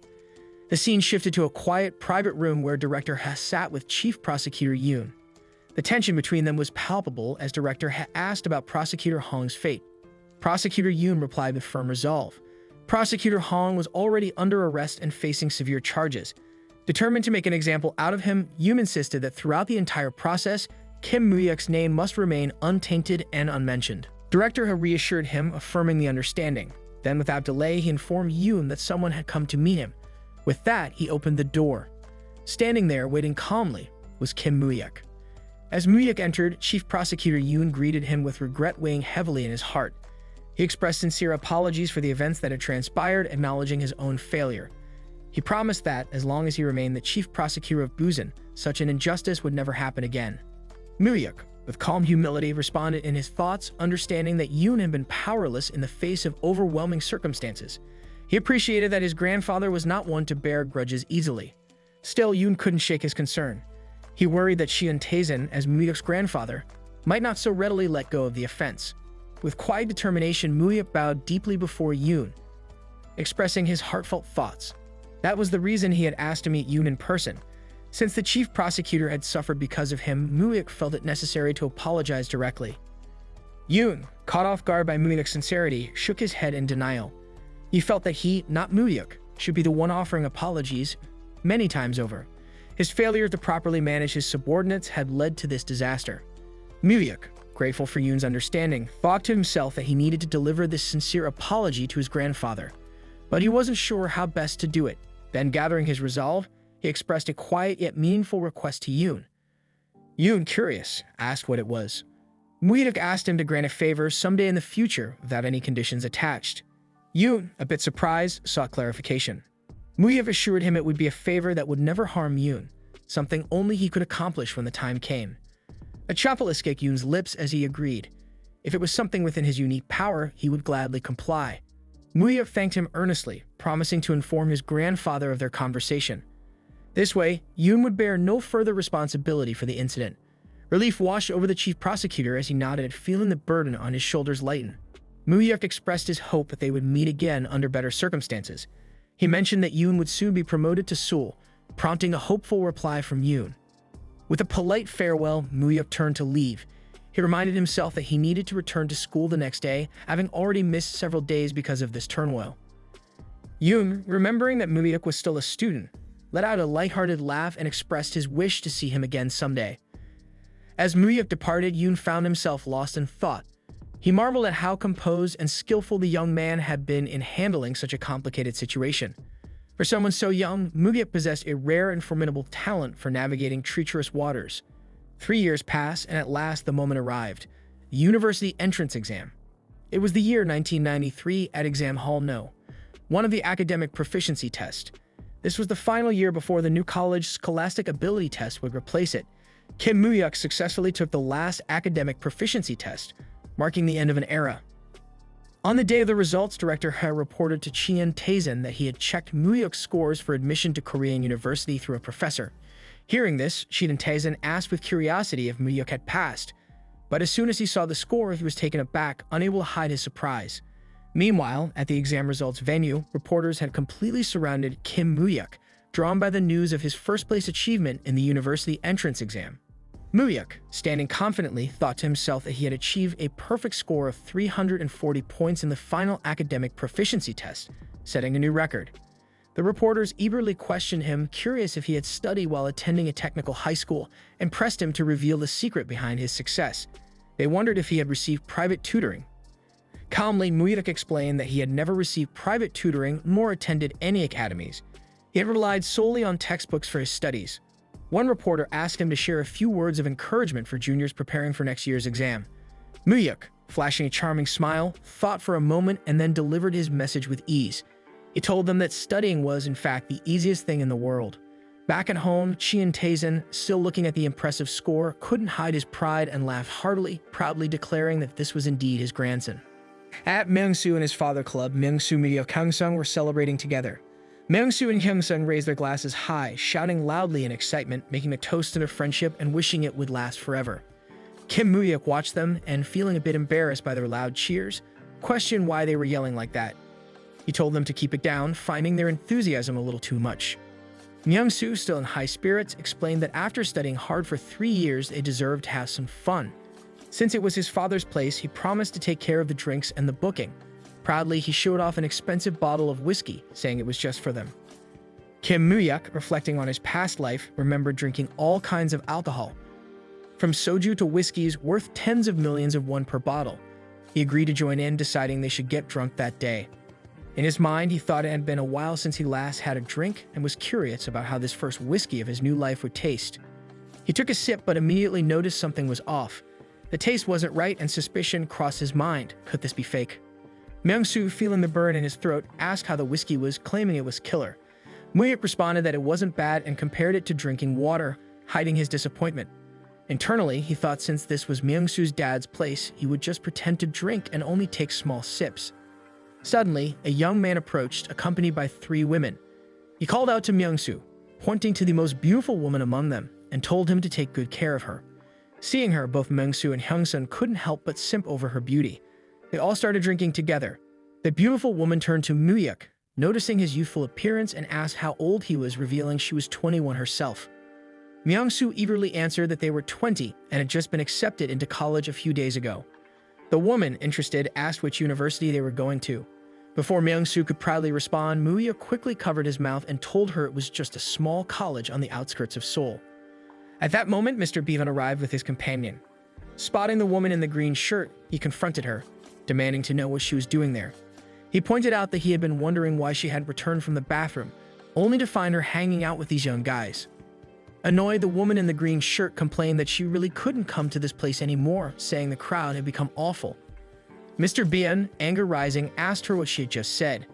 She replied bluntly that she had left the room without even having a drink, implying she wasn't interested. She insulted him, telling him to give up, calling him ugly, saying he looked like a wild boar and had no sense at all. Mr. Bien, growing furious, warned her, asking if she was done talking. Kim Muyuk, realizing he was getting caught up in unnecessary trouble, thought the best thing to do was to leave quickly. He told everyone that they should go. But Myung-soo, irritated, cursed under his breath at Mr. Bien. Mr. Bien, now provoked, asked Myung-soo what he had just said. Seeing the situation escalate, Muyuk turned to Myung-soo, reminding him that he was drunk and not thinking clearly. He urged him to leave the place immediately. Myung-soo, completely drunk, questioned if he had said anything wrong. He reminded that they were just drinking there when Mr. Bien suddenly barged in. Thinking it was better to leave, Myung-soo told the others they should go before they ended up ruining his father's business. As they began to walk away, Mr. Bien stopped them, demanding to know where they thought they were going. He hurled insults at them and threw a beer bottle in their direction, but luckily, it didn't hit anyone. A waiter quickly stepped in, pleading with Mr. Bien to forgive them. He explained that they were the boss's son and his friends, and that they had just drunk too much in celebration of their graduation. He begged Mr. Bien to let it go. But Mr. Bien shoved the waiter aside and started beating him, furious at being told what to do. Witnessing the violence, the entire crowd in the club scattered in fear. At that moment, Myung-soo's father arrived and tried to calm the situation. He asked Mr. Bien why he was behaving like this again and urged him to stop. Mr. Bien, filled with rage, reminded Mr. Lee that they had taken over Nampodong and had settled things with Mr. Bien supplying the drinks. He accused Mr. Lee of mistreating him despite their long-standing relationship. Watching silently, Muyuk realized that this was the man selling the fake whiskey. Mr. Lee tried to defuse the tension, admitting that his son was still immature and had likely caused some trouble. He apologized and asked Mr. Bien to calm down, promising to handle everything himself. He hurried the young men to leave and instructed Myung-soo to go straight home. Muyuk also urged Myung-soo to head home quickly, but Mr. Bien interrupted, refusing to let them leave. He declared that he would teach them a lesson before they could go. Mr. Lee once again pleaded for the children to be allowed to leave, offering to settle things between the adults. Without warning, Mr. Bien slapped Mr. Lee hard across the face. He claimed he had respected Mr. Lee all this time because he was older, but now Mr. Lee had crossed the line. Mr. Bien kicked Mr. Lee, sending him sprawling to the ground. Seeing this, Myung-soo was consumed with anger and tried to punch Mr. Bien. But Mr. Bien dodged the attack, knocked Myung-soo down, and grabbed him by the hair. He sneered, saying he would teach Myung-soo a harsh lesson about messing with people without knowing who they were. Mr. Lee, desperate, begged Mr. Bien to let his son go and punish him instead. Mocking their display of father-son love, Mr. Bien pretended to be touched and agreed, saying he would hit Mr. Lee instead. Just as he raised his hand for another slap, Kim Muyuk grabbed his wrist and told him that enough was enough. He reminded Mr. Bien that no matter how angry he was, he should never hit a father in front of his son. Mr. Bien scoffed, questioning if kids these days no longer felt fear. He aimed a punch at Muyuk, but Muyuk dodged it skillfully. Suddenly, one of Mr. Bien's men collapsed at his feet. Surprised, Mr. Bien turned around to see who had dared to attack. In the next moment, Mr. Bien himself was struck by a powerful punch. As the camera panned, it revealed the person who delivered the blow. It was Park Dong-soo. Mr. Bien got back on his feet, standing face to face with Park Dong-soo. Dong-soo stared at him coldly, wondering how this man hadn't been caught yet. He thought of Mr. Bien as a quiet thug, the kind that even the police would overlook. Mr. Bien, catching his breath, declared that this was his turf now. But Dong-soo wasn't impressed. Nampodong hadn't belonged to Mr. Bien before, and now that Dong-soo was here, he ordered him to leave before things got violent. Just then, Dong-soo noticed Kim Muyuk and greeted him with the name Kang Momo had once given him. He said it had been a long time and that it felt good to see him again. He invited Muyuk to drink soju together. The two men sat down, sharing drinks as they talked. Dong-soo mentioned he had seen the news, surprised that Muyuk had become the top in the country. He admitted that while he had always found Muyuk a strange guy, he hadn't expected him to be this smart. Muyuk then asked when Dongsu had returned. Dongsu explained that he had been back for a while but had taken time to quietly and discreetly reclaim his old territories. Curious, Muyuk asked if Dongsu used to manage this area too. Dongsu confirmed it, saying the entire stretch from Nampodong to Bosudong and Yangdo had once been under his control. He had thought reclaiming it would take longer, but with everyone taken away and there had been no major fights, the Sasan gang, which he had been part of, was completely wiped out.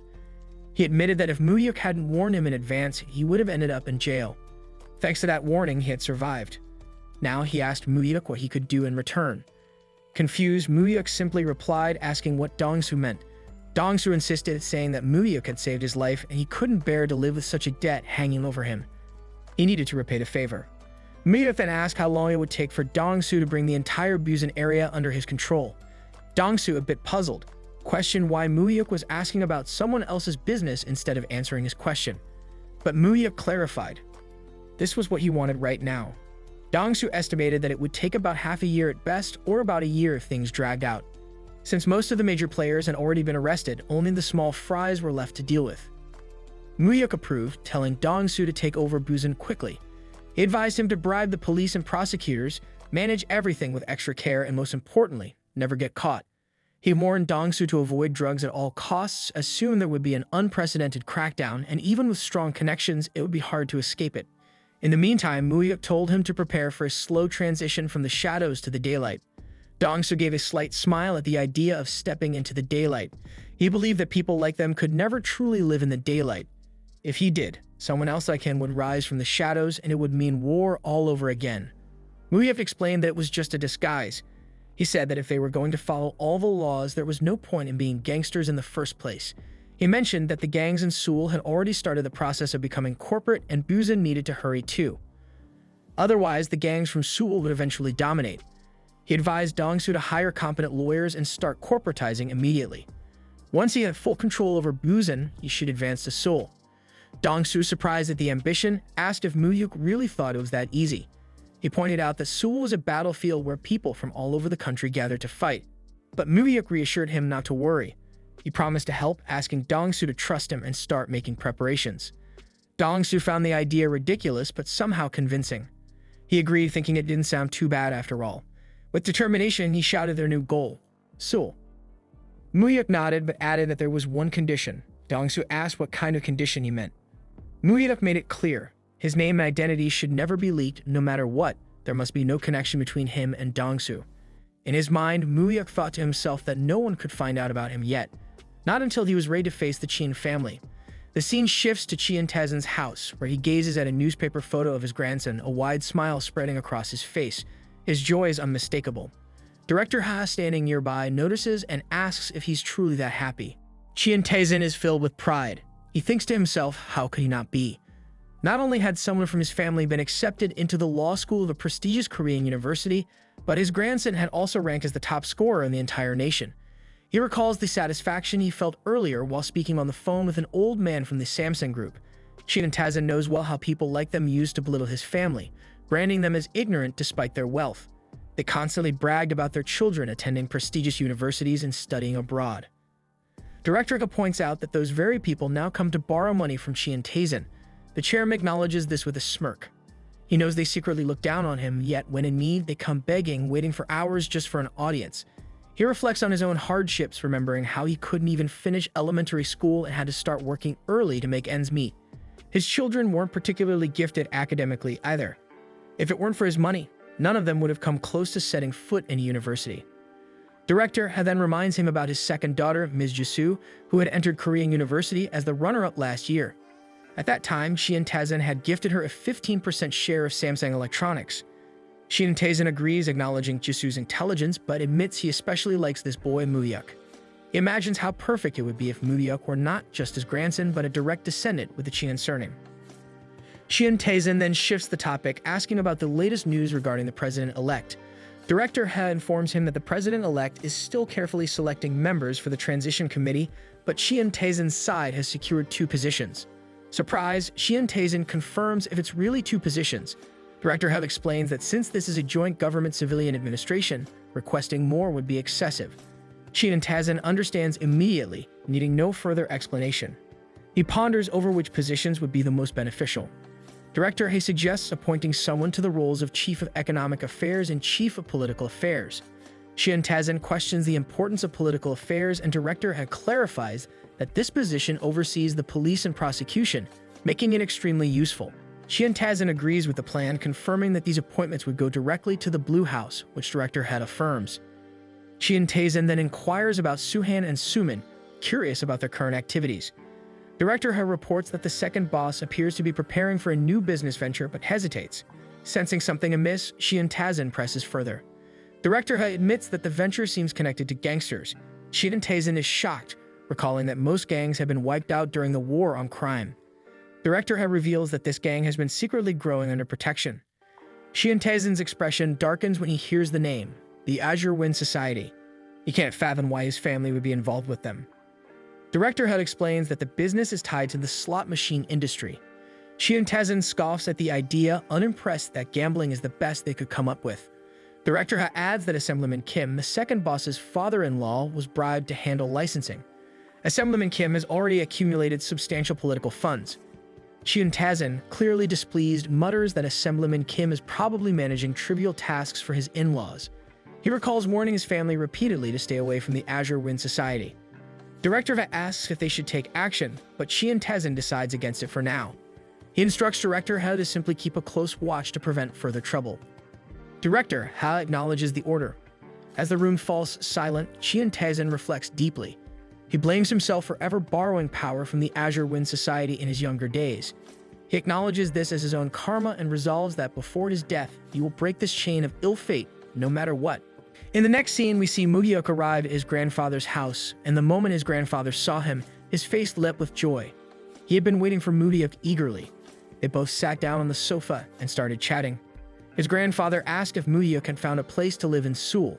He offered to get him an apartment or an office still near his college, insisting that Mugyuk should just tell him where he wanted to stay. He even promised to hire a housekeeper for him so that Mugyuk could focus solely on his studies. Mugyuk replied that if it was alright, he would prefer to stay there, at his grandfather's house. His grandfather, surprised, asked for confirmation. Mugyuk explained that ever since he first visited this house, he had always wanted to live there. His mother had lived there when she was young, and by staying in this house, he felt he could feel closer to her. He also expressed his desire to see his grandfather more often. Hearing this, his grandfather chuckled warmly. He teased Mugyuk, saying that he was quite good at saying things that could please an old man like him. With a satisfied smile, he told Mugyuk to do as he wished. In his thoughts, Mugyuk reflected on his previous life. Back then, he only came to this house when his grandfather summoned him. He was never invited to family gatherings and was treated like an outsider, almost like a servant of the family. But things were different now. Since he had gotten into Korea University Law School as a top student, he had become a source of pride for his grandfather. Naturally, his grandfather was treating him differently. His grandfather then asked him eagerly about the gift he had wanted. He reminded Mugyuk that he had kept his promise from 3 years ago by getting accepted into Korea University Law School. Now he wanted to know what Mugyuk desired as a reward. Mugyuk, with a slight smile, remarked that his grandfather must have been very curious, especially since he had called him over right after the graduation ceremony. His grandfather admitted it openly. He said he had indeed been curious, as getting into university law school or achieving a perfect score on the college entrance exam wasn't something one could accomplish easily. He wondered what kind of great thing Mugyuk must have wanted to study so hard for. Urgently, he asked him to reveal his wish. Mugyuk finally expressed his desire to learn about his grandfather's work. His grandfather and the director sitting beside him were both shocked. His grandfather questioned him to be sure if he really meant it. Mugyuk confirmed it without hesitation.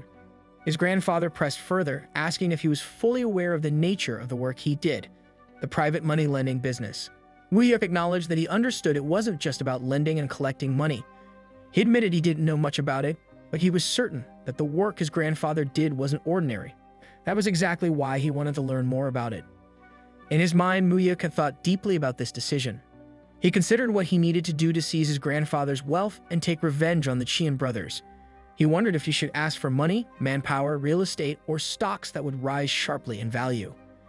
He knew that with his knowledge of the future, making money through stocks, real estate, commodities, or foreign exchange wouldn't be difficult. However, he also realized that if he accumulated wealth that way, it would eventually come to light. His uncles, Xian Sumin and Xian Sothin, would surely try to keep him in check. At this point, he lacked the strength and power to protect himself. What he truly needed was hidden money, funds that no one else knew about to fight against his uncles when the time came. Kim Moo-yuk firmly expressed that if becoming a lawyer was his grandfather's wish, he would follow it without hesitation. He declared that he was prepared to take the bar exam whenever needed. Hearing this, Shi and Tazen scoffed at Moo-yuk's confidence, remarking that he spoke of the bar exam as if it would be handed to him on a silver platter. Director has silently observed Moo-yuk, her thoughts revealing her surprise. She wondered if this young man possessed far greater capabilities than she had imagined, finding him truly unpredictable. Shi and Tazen then gave his approval, telling Moo-yuk to go ahead and give it a try. He instructed Director how to let Moo-yuk start by assisting with her work. Director had acknowledged the chairman's order without hesitation. In the next scene, Moo-yuk and Director have sat together in her office discussing the nature of the business. Director had explained that the chairman was deeply involved in the loan business. To be blunt, it was private lending, money lending, as some called it. Even though these were private loans, they operated within the law, so understanding the legal framework was essential. Since the amounts involved were massive, foolproof collateral was necessary. She detailed that collateral could include real estate, various types of bonds, and stocks, though stocks were only accepted cautiously due to their volatility and potential influence on the company's shares. She explained that the chairman personally handled deals with domestic conglomerates, especially when they needed urgent funds or amounts too large for banks to handle. The scale of the loans ranged from tens of billions to hundreds of billions per day. Moo-yuk reflected internally that at that time, large banks had not yet developed properly. Private lenders in Myeongdong, like his grandfather, were practically at the center of the financial world. Director had continued, stressing the importance of learning the initial negotiation process between the chairman and domestic conglomerates. For this, Moo-yuk needed to understand how to read ledgers and laws related to collateral. She handed him ledgers, contracts, and legal documents covering their current collateral. She instructed him to review all of it within 3 days and submit a summary of the key points. Feeling irritated, Moo-yuk thought to himself that he already knew this information. Still, he wondered if he should at least pretend to study hard for the sake of review. 1 week later, Chi and Tazen asked Director Ha for her thoughts on Moo-yuk after she had taught him. Director had reported that Moo-yuk had an exceptional ability to understand the flow of money and could identify hidden patterns in several documents. Skills like these usually required extensive experience and time, yet Moo-yuk grasped them quickly, almost as if he already knew everything. Shi and Tazen reacted with mild surprise. Director had continued, noting that even when they met corporate representatives, Moo-yuk remained composed and natural, needing no assistance from her at all. Shi and Tazen acknowledged this quietly. Director had added that she believed Moo-yuk could learn all the practical tasks she could teach him within just a few days. Shi and Tazen then asked if Moo-yuk could be put in charge of the Myeongdong operations. Director hesitated, questioning if it was too early and whether the heads of Myeongdong would acknowledge him. Shi and Tazen dismissed her concern, stating that since he was entrusting Moo-yuk with his work, he had no need for their acknowledgement. Director had pointed out that even Presidents Chien Soo-min and Chien Soo-hin found it difficult to handle those people, questioning if the young master could manage. Shi and Tazen firmly replied that Moo-yuk had to face them eventually, and it was better to do so sooner rather than later. He ordered Director Ha to visit the heads of Myeongdong and collect all the bank books. Director Ha accepted the order without objection. Shi and Tazen concluded by saying they would soon see if this kid would truly be of any use to them. Elsewhere, upon hearing that Moo-yuk was heading to Myeongdong, Chien Soo-min was startled. Inwardly, he questioned what his father was planning to do with this young kid. The scene moved forward as Moo-yuk and Director Ha set out for Myeongdong. Along the way, Moo-yuk asked Director Ha what business they had in Myeongdong. Director had explained that Myeongdong was the heart of Korea's private loan market. He described how the headquarters of the 5 major commercial banks were concentrated in this area, and naturally, the private loan market had formed around them. Director had continued, saying that although the chairman of major domestic conglomerates oversaw the large operations, figures like Mr. Chien Soo-min and Chien Soo-hin managed many of the other large and small businesses. Apart from these two, there were 4 individuals known as the 4 bosses of Myeongdong. Even though their scale was smaller than the chairman's, they were still the biggest private lenders in the region, moving tens to hundreds of millions of won daily. The chairman trusted them with his money as an investor, so it was crucial for Moo-yuk to check if they were managing the funds properly. However, Director Ha warned that these bosses had been active in Myeongdong's private loan scene for a long time and would not be easy to deal with. Moo-yuk smiled confidently, thinking it would be better to face such people early and learn as much as possible. In his thoughts, Moo-yuk reflected on the 4 loan sharp bosses of Myeongdong. He recalled that during this period, the private loan industry was filled with ruthless individuals, feared even by gangsters. These 4 bosses had held their positions for over a decade and earned the trust of his grandfather. Muyuk acknowledged that they were formidable figures, but having grown up in this very field in his past life, and having even faced death, he felt prepared for the challenge ahead. Soon, the two arrived at the Myeongdong office, where one of the four loan shark bosses, Kim Ha-shik, welcomed them warmly. Kim Ha-shik greeted Director Ha, mentioning that it had been a while, and that he had been waiting since hearing they were coming. He asked if the chairman was doing well, to which Director Ha replied that he was and asked Kim Ha-shik how he had been. Kim Ha-shik's gaze then shifted to Muyuk. Recognizing him, he confirmed with Director Ha that this was indeed the chairman's grandson. Turning to Muyuk, he introduced himself as Kim Ha-shik and expressed that it was nice to meet him. He mentioned having heard that Muyuk had been accepted into Korea University and proudly shared that he too had graduated from Korea University, playfully asking Muyuk to call him Sunbanim. Muyuk responded respectfully, calling him Sunbanim and saying he looked forward to working with him. In his thoughts, Muyuk assessed Kim Ha-shik as an elite private lender who had graduated from Korea University. He admired how Ha-shik had given up a prestigious university degree, which could have guaranteed a stable and successful career, to step into this ruthless field. Within just 10 years, Kim Ha-shik had built his own reputation and solidified his position. Wasting no time, Muyuk asked him for the ledger first. Kim Ha-shik, slightly amused, commented on how eager Muyuk was to start already. He advised him to take his time and offered some tea before they began. Kim Muyuk admitted to himself that he was still not used to this and it might take a while, so he decided to start with the ledger first. Hearing this, Kim Ha-shik handed over some files, telling him to take a look. Muyuk thanked him and began checking the documents carefully. Ha-shik offered him coffee while he worked, saying there wasn't much to see anyway. He confidently added that, having majored in business administration, he was well versed in managing ledgers. As Muyuk flipped through the pages, he noticed the ledger was meticulously organized. Yet in his mind, he felt uneasy. The Kim Ha-shik he knew was never this meticulous.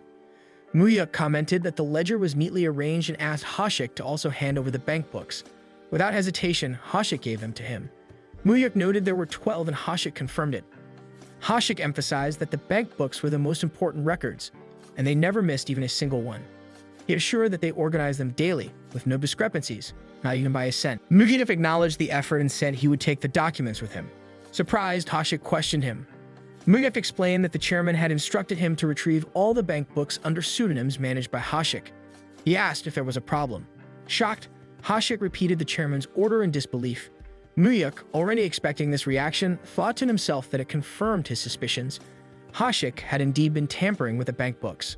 Ha-shik hesitated and tried to reason with him. Even if that was the case, how could Muyuk suddenly retrieve him like this? He questioned if it was truly the chairman's command. Calmly, Muyuk asked why he would lie. He told Ha-shik to call Pyeongchang-dong immediately if he doubted it. He pressed further, asking if there was any reason Ha-shik didn't want the bank books retrieved. If so, now was the time to speak. Muyuk added that he didn't want to get tough on their first meeting. Flustered, Ha-shik denied any issue. He insisted there was no problem, only that the request had come out of the blue. Then Muyuk told him he wanted to speak with him alone. Ha-shik's workers remained standing nearby, but Director sharply ordered them to leave, reminding them that the young master had asked for a private conversation.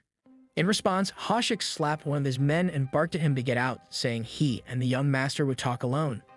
The three men and Director had left the room. Lighting a cigarette, Ha-shik told Muyuk not to mind those men, calling them useless bastards. Suddenly, Muyuk stepped right up to him and declared firmly that from now on, Ha-shik was just a servant and should behave like one. He pointed out the obvious, asking if Ha-shik couldn't read the sign that this was the leader's house, and announced that he himself was the new leader now. Infuriated, Ha-shik shouted at him, warning him not to cross the line. Muyuk roared back, ordering Ha-shik to sit down. His shout was so forceful, but it did not reach the ears of Director Ha and the others outside. Director had then recalled Muyuk's earlier instructions, when he had clearly said that even if he raised his voice during the private conversation, no one should enter the room. Inside, Muyuk questioned Ha-shik harshly, demanding that he stop pretending to be tough and listen carefully. He revealed that he knew Ha-shik had been tampering with the bank books. Muyuk acknowledged that he understood Ha-shik needed to make a living with his men, and he could overlook certain things.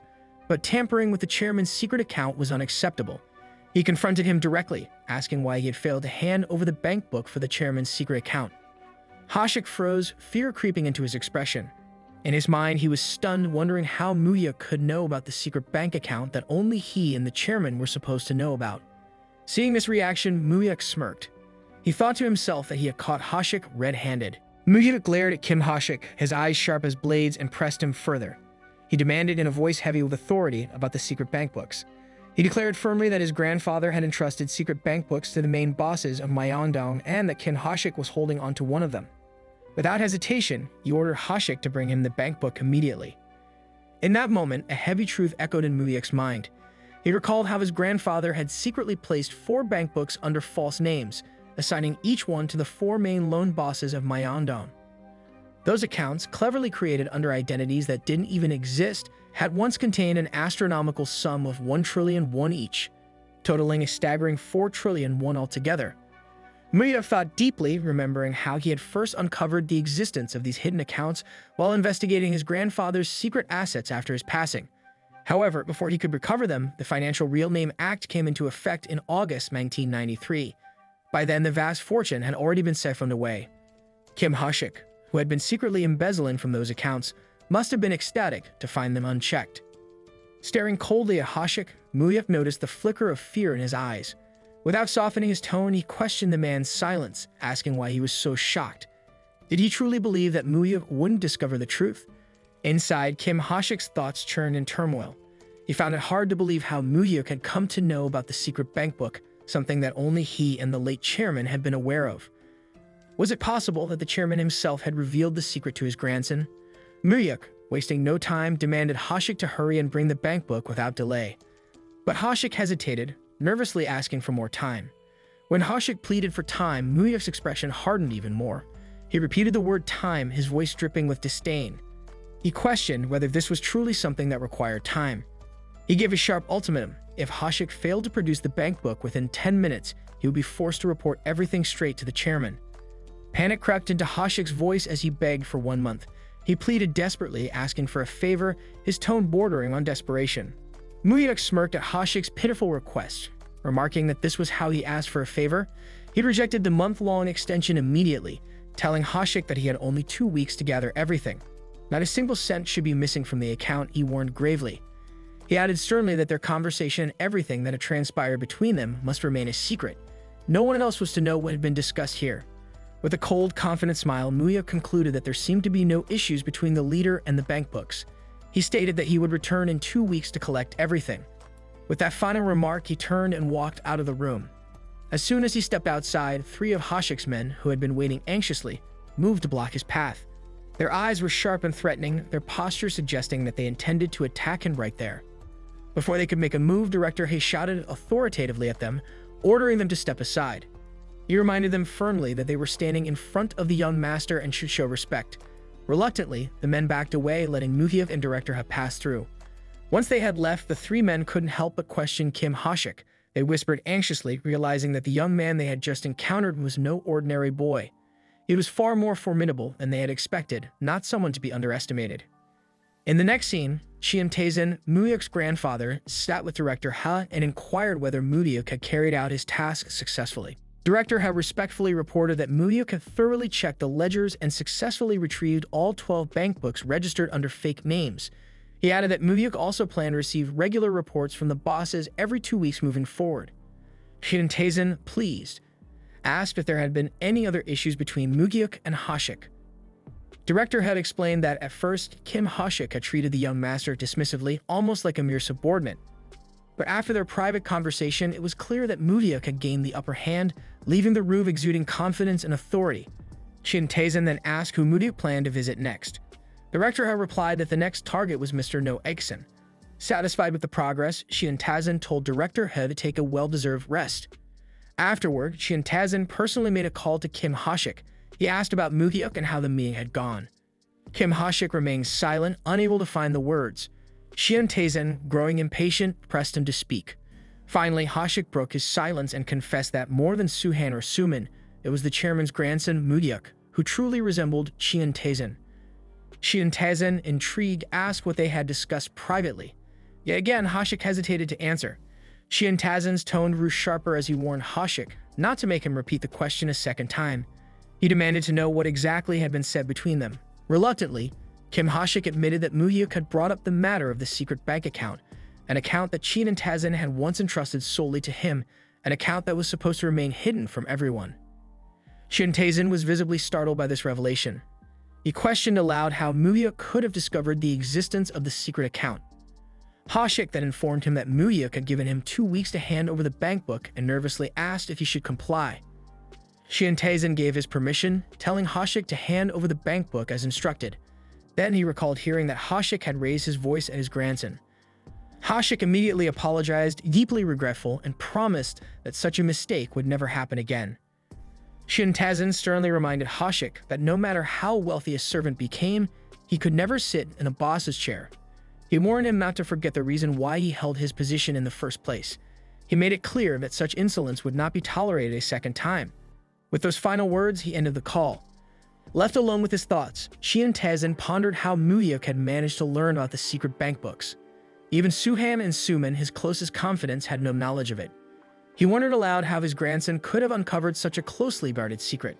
Remembering what Hashik had said, that Muyuk resembled him, Taizin couldn't help but chuckle to himself, a mix of pride and curiosity gleaming in his eyes. Kim Muyuk lay on his bed, eyes fixed on the ceiling, his mind spinning with restless thoughts. Now that he had discovered Kim Hashik's weakness, a new door had opened before him, a path laced with both danger and unimaginable opportunity. He couldn't help but wonder, had the other Myeongdong bosses also tampered with their bank books in secret? His instincts told him they had. The colossal sum of 400 billion won hidden in the dummy account and the vast funds poised to vanish once the real-name financial transaction system came into force, it could all fall into his grasp. If he could seize it without anyone catching wind, it would become an unstoppable financial weapon, a trump card in his looming war against the ruthless Shin brothers. His thoughts raced desperately, searching for a flawless strategy to secure the money before the new system went into effect, knowing that timing was critical and hesitation could cost him everything. The next morning arrived with a crisp chill in the air, sharpening his senses. Determined, Muyuk arranged a meeting with No Inseok, one of the seasoned Myeongdong bosses. Without wasting time, Muyuk informed him that he had already taken possession of 12 bank books and declared that he would personally inspect the ledgers every 2 weeks, ensuring complete control over their financial activities. He asked, his voice steady and calm, if No Inseok had any objections to this arrangement. No Inseok, bowing slightly with cautious respect, replied that he had no issues at all, maintaining a composed expression. Seizing the moment, Muyuk casually yet deliberately asked if No Inseok possessed any other bank books that belonged to the chairman. At this, No Inseok's face stiffened ever so slightly, a subtle flicker of tension betraying his unease. Muyuk caught it instantly. From this fleeting reaction, he confirmed that Kim Hashik hadn't disclosed everything to him. There were layers of secrets still hidden beneath the surface. No Inseok hesitated, then confessed in a low tone that only he and the chairman were aware of a certain secret bank book's existence. Muyuk leaned in slightly, his gaze unwavering, and reassured him with quiet confidence, telling No Inseok to place his trust in him and hand over the hidden bank book. Trust, after all, was a currency of its own in Myeongdong. As he processed this revelation, Muyuk's thoughts darkened. First, Kim Hashik, and now No Inseok. It was becoming clearer that the money tied to the dummy accounts had not simply vanished with the implementation of the new system. No, it was highly likely that all 4 of the Myeongdong bosses were secretly holding fragments of this fortune. These men, loan sharks who had flourished under his grandfather's patronage, were now betraying their benefactor for their own greed. Muyuk asked No Inseok if he needed time to retrieve the hidden bank book. No Inseok, after a moment of calculation, first requested 2 weeks, but sensing Muyuk's quiet pressure, he quickly revised his answer to 1 week. Muyuk agreed, his voice cool and firm, telling him he would return in exactly 1 week. He promised not to inform his grandfather about this discovery, but he left No Inseok with a sharp warning. Always remember that his grandfather, Taizin, was a man of immense power. And if a dog dared to bite its master, the master would not hesitate to cast it out and destroy it. Not wasting any time, Muyuk then paid a visit to Shin Sungul, a legendary wrestling champion his grandfather had supported since his youth. Perhaps it was this deep-rooted connection that made Sungul the most loyal and respectful among the Myeongdong bosses. Unlike the others, he carried no hidden agenda, or so it seemed. Muyuk got straight to the point, telling Shin Sungul that he had meticulously reviewed the bank books and the ledgers. He then asked if Sungul held any other bank books belonging to the chairman, hoping to clear any remaining doubts. Sungul responded thoughtfully, wondering aloud if the chairman had sent Muyuk to collect these as well.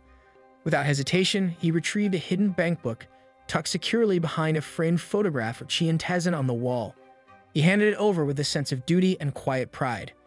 As Muyuk accepted the bank book, a flicker of respect crossed his mind. Shin Sungal had not embezzled a single one, just as he had expected. There was a reason, indeed, why his grandfather had always placed the utmost trust in this man. They exchanged polite farewells with a mutual promise to meet again when the time was right. Muyuk's mission continued. He turned to Director He and mentioned that there was still one boss left to meet, Mr. Yu Jigang. Director He explained that Yu Jigang was the most experienced among them, a man who had seen every rise and fall of the Myeongdong loan market. Unlike the others who had been mentored by Qian Taizhen, Yu Jigang had once stood as his rival during the fierce battles of the 1970s. Director He asked if Muyuk knew of Yu Jigang's infamous nickname. Muyuk confirmed with a nod. Yu Jigang was a living legend in the underworld, a man who had single-handedly crushed the gangsters who had once tried to seize control of the Myeongdong loan market. He was known as the Hammer, President Yu Jigang, a force of nature in human form. Soon they arrived at Yu Jigang's office, a modest but fortified space filled with the weight of history. Director had called out for him, but Yu Jigang, his voice gravelly, told them to wait, claiming he was busy handling important matters. Director had prepared to reply, but Muyuk raised a hand to stop him. They waited in silence, the tension in the room mounting with each passing moment. At last, Yu Jigang emerged, apologizing for the delay and explaining that he had been meticulously cleaning the ledger in preparation for the chairman's report. He hoped they hadn't been offended by the wait. With a mischievous glint in his eye, he began to tease them, casually poking fun at their impatience while describing his situation. Muyuk asked to see the ledger first, but Yu Jigang wasn't done. He continued to mock Director He, joking that he seemed overworked, like a man burdened with changing diapers while looking after a fussy child. He laughed heartily, claiming the chairman was being far too harsh on Director He and questioned if he was truly cut out for such responsibility. Then, with a sly grin, he offered to take Muyuk under his wing, suggesting that if Director He couldn't handle the task, he should send Muyuk to him for proper training from A to Z. Director He warned Yu Jigang to watch his words, reminding him that Muyuk was the chairman's own grandson. But Yu Jigang brushed it off with a scoff, saying it didn't matter to him. He insisted that calling Muyuk young master would suffice and mocked Director He for his outdated sense of loyalty. He declared that he had no interest in such empty formalities and provocatively asked Muyuk if he even understood what he was looking at in the ledger. He suggested handing it over to Director He instead of wasting more time. Muyuk, maintaining his composure, calmly told him to wait a little longer as he was nearly done with his inspection. Inwardly, Muyuk recognized Yu Jigang's childish provocations for what they were, an attempt to unsettle him. The ledgers appeared spotless, too clean, in fact, and that alone was suspicious. But it didn't matter. What truly mattered was the hidden bank book, the key to unlocking everything. With steady resolve, Muyuk declared that the ledgers showed no issues and directly asked Yu Jigang to surrender the bank book. Yu Jigang's eyes narrowed and he asked why he should comply. Muyuk replied that the chairman himself had instructed him to collect it. Yu Jigang smirked, his voice dripping with defiance, and said that if that were the case, it would be far better for the chairman himself to come and take the bank book. That would be proper, wouldn't it, young master? He taunted, his words laced with open challenge. Hearing this, Muyuk felt a flicker of shock ripple through him, but he held his ground, knowing the real battle had only just begun. Hearing this, Director He spoke sharply, his anger boiling over as he told Yu Jigang that his jokes were going too far and warned him not to cross the limits. But Yu Jigang only smirked, his expression full of mockery. He questioned if Director He really thought this was a joke, reminding him that he had never treated work lightly. He claimed he was merely teaching the young master about business formalities and procedures, sarcastically asking why Director He had failed to do so himself. With a pointed jab, he accused Director He of taking things too easy these days and pressed him for an answer. Director He's anger surged even higher at these words, but before he could respond, Kim Muyuk stepped in with a charming smile. He calmly asked Director He to step outside for a while. Director He, confused, asked why the young master wanted him to leave. Kim Muyuk firmly instructed him to go out and cool down for a bit. Hearing this, Director He had no choice but to step out of the room. Once Director He was gone, Kim Muyuk turned to Yu Jigang and demanded that he hand over the bank book immediately. He also ordered him to give the chairman's select accounts along with it. Yu Jigang scoffed at Muyuk's knowledge of the accounts, remarking that it seemed the chairman had been training him well. But he shrugged it off, reminding Muyuk that he had already made it clear the chairman himself would have to come and collect the bank books in person. Muyuk's patience snapped as he shouted at Yu Jigang, declaring that enough was enough. Yu Jigang roared back, furious that Muyuk dared to raise his voice at him. He reminded Muyuk that long before he was even born, Yu Jigang had been protecting the chairman, spending his days in Myeongdong, buying drinks for armed agents and cleaning up after them. He sneered that a brat like Muyuk had no right to hold his head high and talk back to him. Yu Zhegang declared that only the chairman himself had the authority to order him around. Not even the chairman's own children, the two President Qian, could command him. He challenged Mudiuk, asking who he thought he was to boss him around, and warned him not to think that just because he shared the chairman's blood, he was on the same level as Yu Zhegang. Calling himself President Yu, he grabbed his hammer and raised it with pride. He asked if Mudiuk had any idea how many times that hammer had saved his grandfather's business. He boasted about how many gangsters he had beaten and driven away with it. He declared that the hammer was the history of Myeongdong and the living proof of the loan shark market. With a menacing glare, he warned Mudiuk not to mess with him, calling him a little brat. Kim Mudiuk glared at Yu Zhegang, questioning if he truly wanted to continue down this reckless path.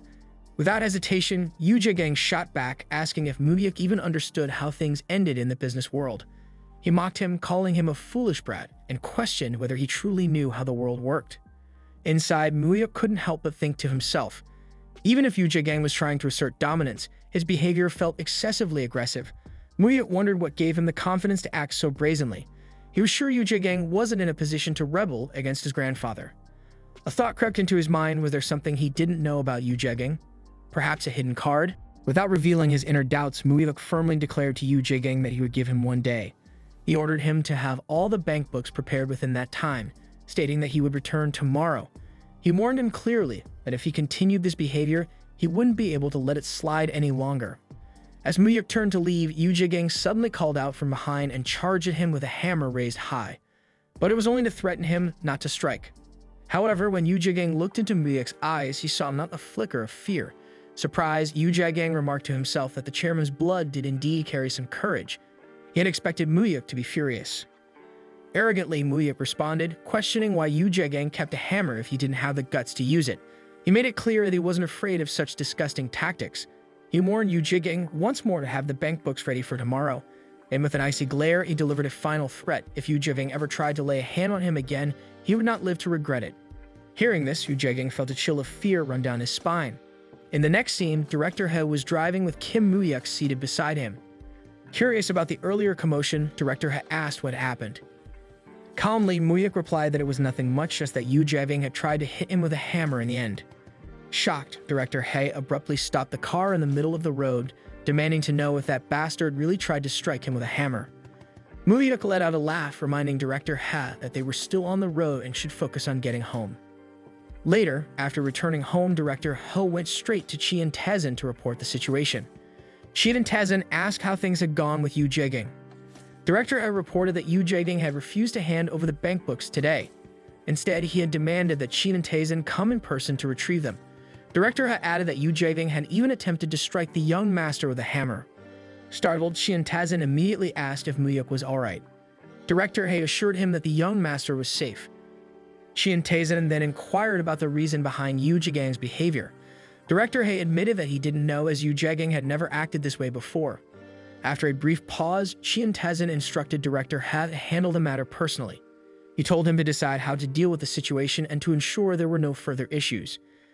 Director He confirmed the order with a firm understanding. The scene shifted to Yu Zhegang, who sat inside a car, speaking on the phone with someone. He explained that he had only pretended to attack Mudiuk with a hammer to intimidate him. After all, he thought, Mudiuk was still just a child, not as impressive as he had expected. He smirked to himself, believing the chairman's judgment was starting to decline. But as his car moved along the road, a truck suddenly pulled up behind it. The next moment, Yu Zhegang was shown bound tightly to a chair, his hands, feet, and mouth securely tied. Director He approached him, holding a hammer in his hand. He asked if they could have a private conversation for a moment, addressing him calmly as President Yu. Director He swiftly removed the cloth covering Yu Zhegang's mouth. Enraged, Yu Zhegang lashed out, questioning what they were trying to do and who they thought they were. Without flinching, Director He reminded him that he had attempted to strike the young master with the hammer. As he spoke, he swung the hammer towards Yu Zhegang, but deliberately stopped short of hitting him. Director He pressed on, demanding to know why Yu Zhegang had tried to do such a thing. His eyes sharp and unwavering, he waited for an answer. Panicked, Yu Zhegang shouted, his voice trembling as he claimed that he was merely testing the young master. He insisted that he had only wanted to judge whether the young master was worthy of handling the chairman's responsibilities. He swore that he never intended to actually hit him. Desperate to convince them, Yu Zhegang pleaded that there was no reason for him to harm the chairman's grandson. He kept repeating his claim of innocence, begging them to believe him and promised to hand over all the bank books, begging them to stop. At that moment, two more men arrived at the scene. Director Ha immediately questioned Yu Jegang about who had instructed him to carry out this act. Flustered, Yu Jegang denied any orders, claiming again that he had only been testing the young master and was telling the truth. Director Ha, unconvinced, warned Yu Jegang that he wouldn't be able to lie any longer. He commanded the two men to seat Yu Jegang in front of the table and hold his hands tightly. Then he questioned him once more, demanding to know who had ordered him to attack the young master. Yu Jegang shouted in defiance, insisting that no one had told him to do it. In response, Director Ha struck one of Yu Jegang's fingers hard with a hammer, causing him to scream in pain. Director Ha repeated his question, but Yu Jegang stubbornly maintained that no one had given him the order. Without hesitation, Director Ha smashed another finger with the hammer. Again and again, Yu Jegang kept denying the truth, and Director Ha, without mercy, continued destroying his fingers one by one. As the brutal interrogation continued, Yu Jegang's entire hand turned red with blood, staining the table beneath him. Director Ha gave him a final warning, threatening that if he continued to lie, he would do the same to the fingers of his right hand. He demanded once more to know who had instructed him. Even then, Yu Jegang maintained that no one had told him to do it. Director Ha, cold and relentless, ordered the men to grab Yu Jegang's right hand. Terrified, Yu Jegang finally broke down. Trembling with fear, he confessed that it was President Chien Sumin who had ordered him to carry out everything. The scene shifts to 1 week earlier. Inside a grand private residence, Chien Sumin and Chien Sumin had summoned all the presidents of Myeongdong to their home. Among them, President No Ikisen was the first to voice the question that hung in the air, demanding to know why they had been called together. Chien Sumin addressed them, pointing out the unusualness of gathering all four leaders at once. He reminded them about the new face in their father's house, the one everyone had been whispering about. President Shin acknowledged this, recognizing the young man as the chairman's grandson, the son of the late Miss Misuk. Chien Sumin confirmed it, adding that, as it turned out, the young man had begun learning their father's work directly under Director Ha. He mentioned how strange it was that this young man had suddenly appeared, without hesitation, claimed he would learn the chairman's trade by stubbornly sticking close to him. To Chien Suhan, it felt absurd and out of place. Chien Sumin then raised a concern, wondering aloud if this situation might stir up troubling rumors. His words caught the attention of President Kim Ho-sik, who asked what kind of rumors he meant. Chien Sumin elaborated, emphasizing that the four of them were like family, the very foundation of Myeongdong, and were meant to carry on the chairman's legacy. Yet, there was already talk of another hair in the shadows. He admitted they didn't even know how long their father would remain alive, so it was only natural to pay attention to these developments. He warned them that they couldn't allow some strange outsider from the streets to step in and cloud the chairman's judgment. At this, President Shin cautioned Chien Sumin to watch his words, reminding him that the chairman was still in good health. Chien Sumin quickly backtracked, acknowledging that perhaps he had misspoken in front of them. He noted how fiercely loyal they were, true servants to the chairman. But he urged President Shin to think carefully. For the sake of the chairman, wasn't it better to remove anyone who might interfere with his decisions? President Kim Ho-sik, however, pointed out that since the young man was the chairman's grandson, this was a family matter. They had no rightful reason to interfere. Chien Sumin responded firmly, insisting that this was not merely a family dispute. He dismissed the idea that he feared the young man, explaining that his true concern lay with the chairman's potential to make a poor decision. With the new president in place and uncertainty over future policies, he stressed that every decision carried enormous weight for their businesses.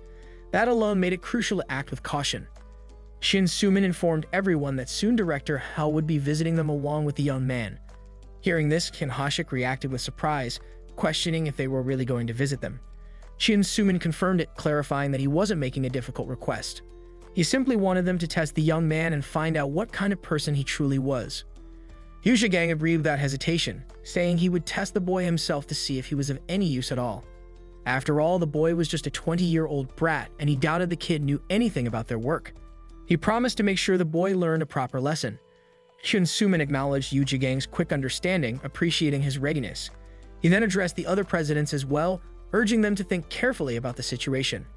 He reminded them that their father's time would not last forever. With that, Chien Sumin left his dear nephew in their hands, entrusting them with the task. The next day begins, and the scene opens with Director Ha revealing everything to President Yu Jegang. He tells him that it was Chien Sumin's doing all along. Sumin had instructed them to test Mudyuk, and it was Yu Jegang himself who agreed the most to their suggestions. Hearing this, Chien Taezin questions Director Ha, asking what they did with Yu Jegang.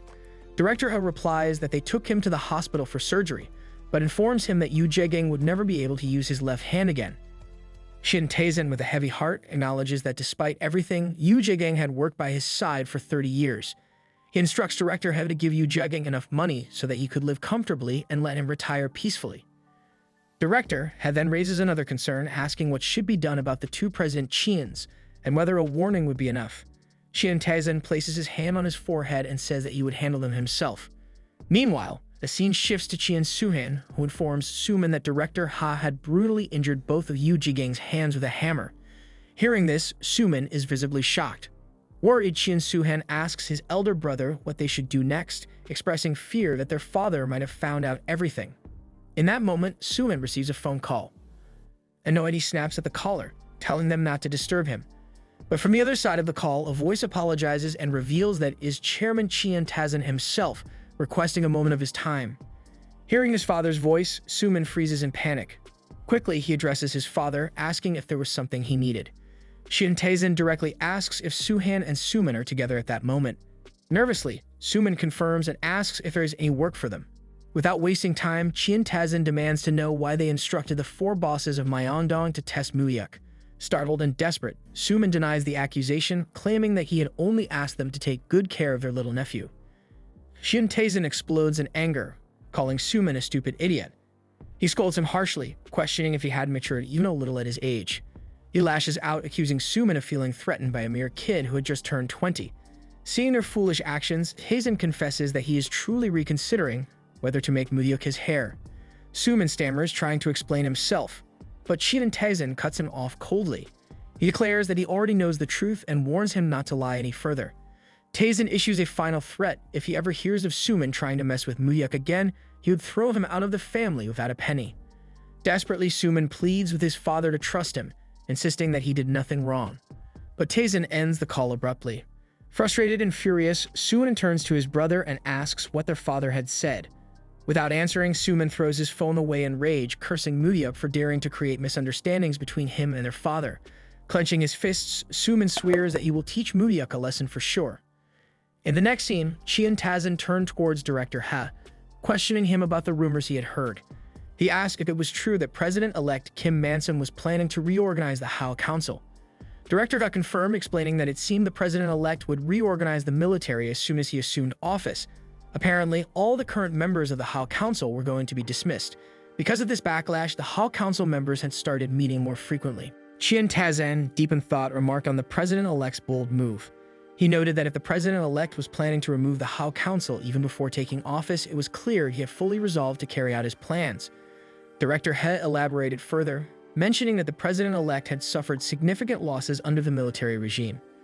Even though he had once cooperated with them to overthrow the previous regime, it was unlikely that this alliance would last much longer. Chien Tae-zin expressed his concerns, wondering if the military would simply allow this to happen. After all, the country was still deeply rooted in military power. Director He acknowledged these concerns, admitting that some people were already worried about the possibility of a coup d'etat. Chien Tae-zin considered the thought of a coup, then turned to Muyuk for his opinion. He wanted to know what Muyuk thought of this potential threat. Without hesitation, Muyuk stated confidently that the military would not resist at all. He pointed out that the President-elect had already replaced the Chief of Staff and the Defense Security Commander, the very core of the military. Remarkably, it had taken him only 4 hours to reorganize this after contacting the Secretary of Defense. Muyuk explained that even if the President-elect dealt with the Hao Council, the other military members, given their conservative leanings, would not oppose him. Most importantly, he believed the people of the country would not tolerate the military attempting to stage a coup to seize power. Surprised and slightly amused, Chien Tae-zin's grandfather remarked on Muyuk's interest in politics. Muyuk replied that it was only natural, as politics played a major role in their line of work. He emphasized that he made sure to stay informed about every bit of news. With a confident tone, he added that he already knew everything important that would happen over the next 30 years. Chien Tae-zin shifted the conversation, asking if there were any other matters aside from the Hao Council. He wanted to know what else the President-elect was planning. Director He admitted that no one seemed to know the President-elect's true intentions. Even the chief secretaries they had planted were clueless about the VIP's real plans. However, it had been reported that during the recent chief conference, the topic of a war against corruption was discussed. Chien Tae-zin reacted with curiosity, questioning this war against corruption. Director had explained that there had been recommendations to publicly disclose the assets of high-ranking officials. While there was significant opposition, he believed that knowing the president-elect's personality, he would go through with it. Shin Tae-in admitted he had expected something of this scale, but still felt that it was an enormous change to happen so suddenly. He then inquired about the real name financial system. Director had responded that the real name financial system had not been mentioned at all. Even the secretaries of economic affairs and the major corporations had failed to obtain any information about it. Shin Tae-in asked for Director Ha's opinion on this matter. Director has speculated that considering the expected extreme backlash and side effects of implementing the real name financial system, it would most likely happen next year at the earliest. However, if it were to be delayed further, he believed it might only be implemented at the end of the president's term. From cutting out the Hall Council to disclosing the assets of high-ranking officials, the president-elect would have already carried out significant reforms, and implementing the real name financial system would place an even greater burden on him. Shin Tae-in turned back to Moo-hyuk, curious about his thoughts on the matter. Moo-hyuk confidently stated that the real name financial system would be implemented within the year, no matter what. Surprised, Shin Tae-in questioned this bold claim, asking Moo-hyuk for his reasoning. Moo-hyuk explained that although discussions about the system had been ongoing since the 70s, they had always been blocked by political protests.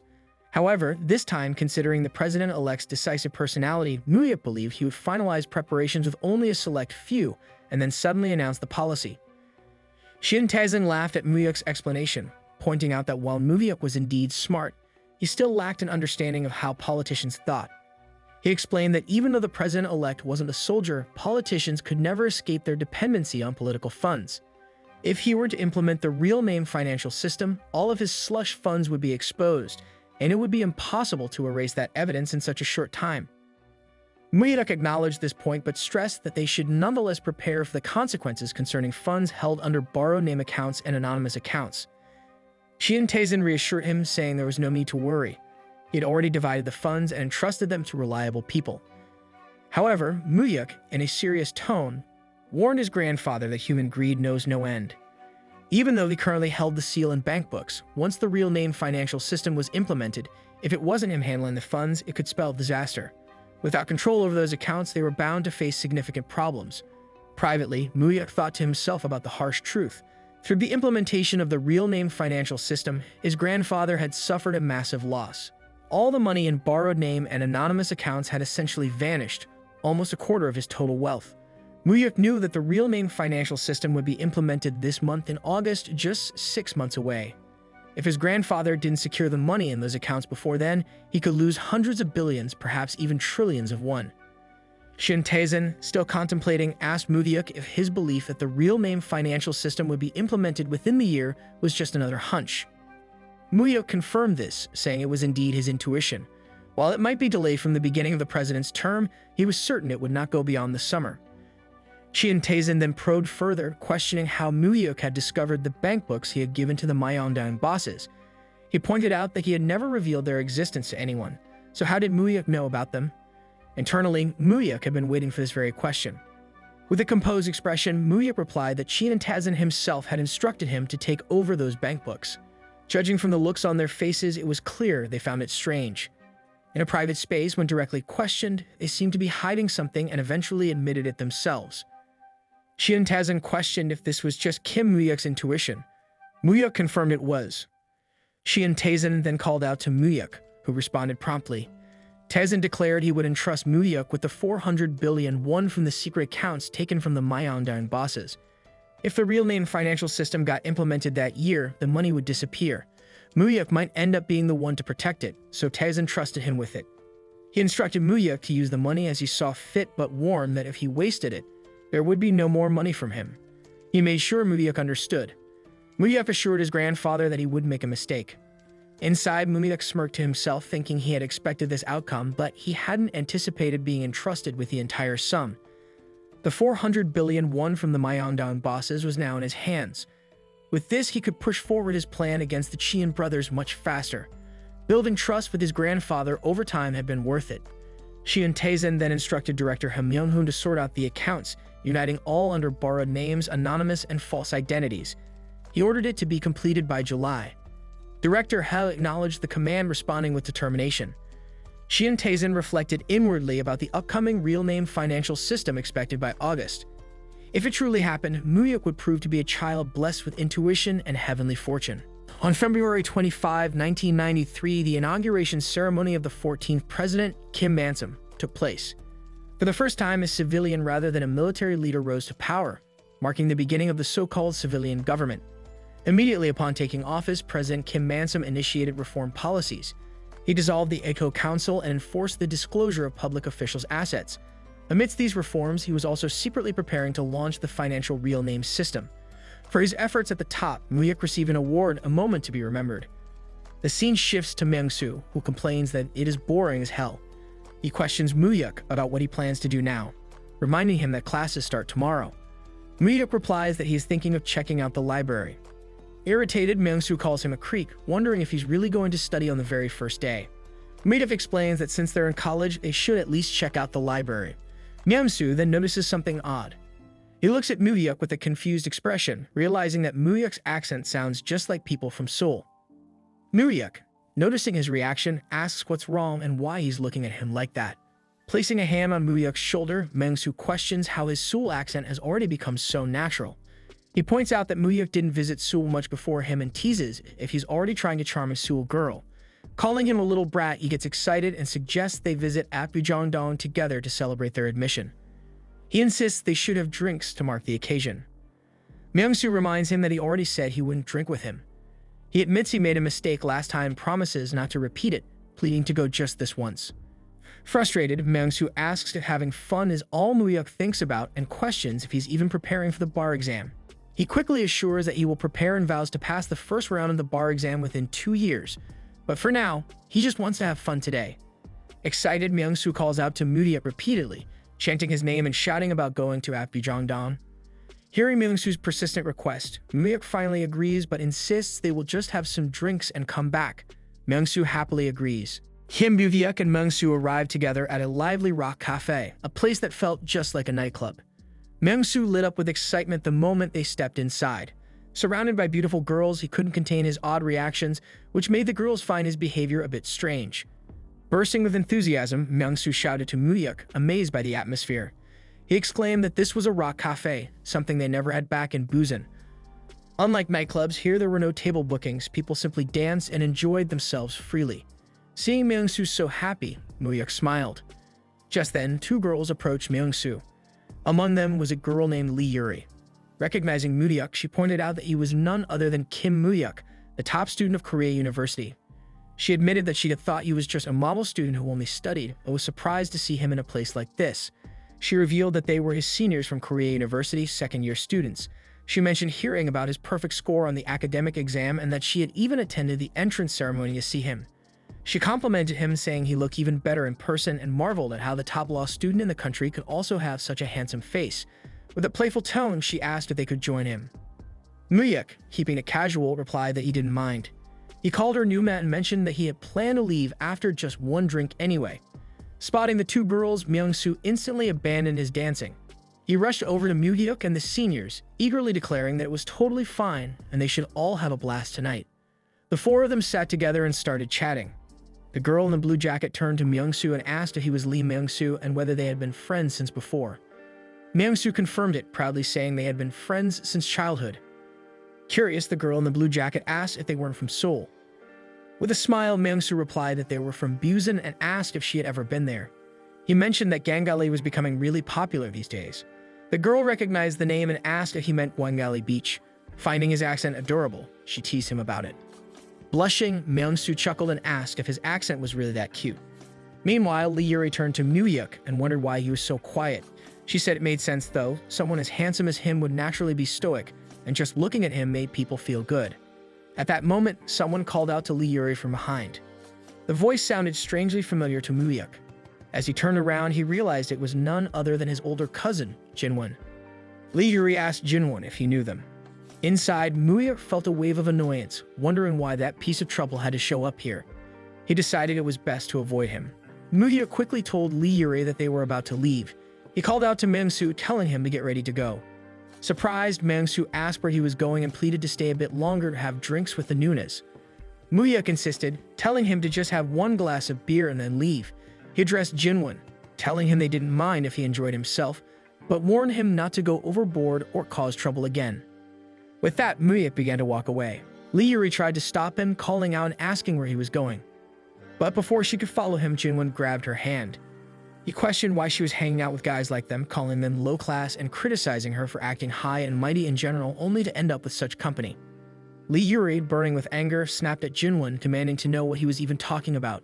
She questioned why it mattered to him who she spent time with and told him to let her go. Her frustration grew as she asked if he had gone completely crazy.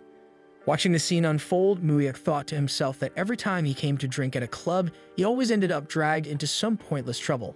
Stepping in, Muyuk placed a hand on Jinwon's shoulder and calmly told him it was enough, asking him to let go of her hand. Jinwon, irritated, brushed off Muyuk's hand from his shoulder and barked back, questioning who Muyuk thought he was to even touch him, calling him a bastard. Muyuk thought to himself how Jinwon had always been like this since childhood. Wherever he went, he created trouble. It was no surprise that it bothered their grandfather deeply. Keeping his voice low, Muyuk told Jinwon that he never wanted others to find out they were related because it was embarrassing. He reminded him that there were a lot of people here tonight, so it would be better not to cause any scene, especially since it was their grandfather who always ended up handling Jinwon's mess. Fuming, Jinwon warned Muyuk to watch his mouth and declared that tonight he would put an end to him. Calling over 3 of his thug friends, Jinwon watched as the middle one asked what was going on. The thug mentioned they had been having fun and then pointed at Muyuk, wondering who the guy in the red shirt was and if he was the one bothering Jinwon. Seeing the group, Muyuk thought to himself that, as expected, Jinwon always had people like this to rely on. A typical loser move. Jinwon sneered and told his thugs that Muyuk was nothing more than a cockroach who had crawled into their house. The thug responded that they should just crush him and promised Jinwon not to worry, as he would take care of the rest. Without wasting time, Muyuk instructed Mangsu to get the 2 girls out of there. Worried, Mangsu asked Muyuk if things would be okay. Muyuk, with confidence, reminded him not to forget who he was. But Mangsu clarified that he wasn't worried about Muyuk. He was worried about the thugs, wondering if they would be okay. As the 3 thugs charged toward Muyuk together, he easily dodged their attacks. Within minutes, he had taken them down and left them sprawled on the floor. Turning to Jinwon, Muyuk advised him not to associate with such thugs. He questioned if Jinwon really thought their grandfather didn't know about his actions and offered to tell him if he hadn't heard already. Muyuk warned that if Jinwon kept up this behavior, he would forget that Jinwon was his older cousin. He told Jinwon to handle the aftermath himself and to make sure no one bothered him about this incident. If anyone did, they would be forced to meet again. Hearing all this, Jinwon's face fell completely, left with no words to respond. It was Muyuk's first day at college. During class, the professor asked the students if anyone knew what Article 1, Section 1 of the country's constitution stated. A student confidently answered that the Republic of Korea is a democratic republic. The professor praised the answer, then asked about Article 1, Section 2. This time, no one responded. The professor explained that the sovereignty of the Republic of Korea resides in the people, and all state authority emanates from the people. He reminded the class that whether they became prosecutors, lawyers, or judges after university and passing the bar exam, they must always keep Article 1, Section 1, and Section 2 in their hearts. A legal professional who forgets these is not a true legal professional. After class ended, Mangsu approached Muyuk and reminded him of their plans with Hyungsung that evening. Hyungsung confirmed, mentioning that since Hyungsung had been busy with training, it had been difficult to meet lately. Suddenly, a beautiful girl called out to Muyuk from behind, asking if he was Muyuk. Seeing such a stunning girl, Mangsu became excited and asked Muyuk who she was and if he knew her. The girl introduced herself as Chien Jisoo and asked if Muyuk knew who she was. Muyuk thought to himself, even though this was their first meeting in this life, her familiar expression and eyes were unmistakable. She was Chien Soo-min's daughter and the granddaughter of the chairman of the Samsung Group, Chien Jisoo. He clearly remembered the way she had looked at him in his past life, treating him like a bug while he cleaned up after the Chien family. Chien Jisoo then asked if he had some time to spare, as there was something she wanted to discuss. They sat in her car and she apologized for the late introduction, saying it had been a long time since she had visited her grandfather's house. Now she assumed he already knew who she was. She mentioned that she had heard about his perfect score for college admission, calling him impressive and saying he was a genius. She added that she was also a student there in the business administration department. Muyuk, keeping a cold tone, asked if she had anything else to say as he needed to meet his friends. Jisoo, a little playful, asked why he was being so cold, reminding him that she was his cousin and it was their first time meeting. Muyuk explained that his uncles had been giving him rigorous education lately, and since she was their daughter, he couldn't help but be cautious. Jisoo acknowledged that, saying she had heard about it. She also heard how Muyuk had subdued all the bosses in Myeongdong. That was the reason she came to see him. She then proposed that they form an alliance. Surprised, Muyuk questioned the idea of an alliance. Jisoo explained that there was no need for them to oppose each other. She had no interest in her grandfather's loan business, nor did she care if Muyuk learned that business under him. Her only goal was the Samsung Group. Muyuk thought to himself that this is what she truly meant, the Samsung Group. Jisoo revealed her true intention. Her goal was the Samsung Group. If Muyuk helped her, she would help him become her grandfather's successor. Before Muyuk appeared, Shin Ju-won had been expected to be the successor, but now things had changed. It seemed the battle for succession would be between Muyuk and her brother. If they formed an alliance and she provided him with useful information, wouldn't his chances of winning increase? She pointed out that if he thought Shin Ju-won, that ruffian, couldn't do anything, he might be overestimating himself. However, she also warned not to underestimate her brother. After all, he was still the eldest grandson of the Chin family. Jisoo explained that no matter how much their grandfather liked Muyuk, he was still an outsider, while Ju-won was the eldest son. If Ju-won gained support from the Samsung Group, anything could happen. She warned Muyuk to stay cautious or he might get defeated. Muyuk asked her what she wanted from him in return. After all, in an alliance there are always gives and takes. Jisoo stated that if Muyuk inherited their grandfather's position, she wanted him to support her with the shares of Samsung that their grandfather owned. Muyuk admitted he didn't understand. If Shin Ju-won became the successor, wouldn't he support her anyway? Since he was her blood relative, he should naturally help her. Jisoo laughed at the idea. She dismissed the thought, saying that if Shin Ju-won took over their grandfather's business, he would likely try to swallow Samsung whole. His ambition was excessive, and he would act without hesitation. Muyuk questioned her confidence. Could she really take over the Samsung Group with only his support? From what he knew, the group already had a clear succession plan. Jisoo clarified that she wasn't aiming to take over the entire Samsung Group. She wasn't that reckless. But she wanted to claim at least half of it, as her mother, Seo Kwi-kyung, was the eldest daughter of Samsung. Muyuk reflected silently. In his previous life, she and Jisoo had entered the succession war after the chairman of Samsung Group collapsed from a heart attack. After a fierce battle, she had managed to secure a third of Samsung, but the group had been damaged beyond repair. The Chien Jisoo he knew was not a woman to be underestimated.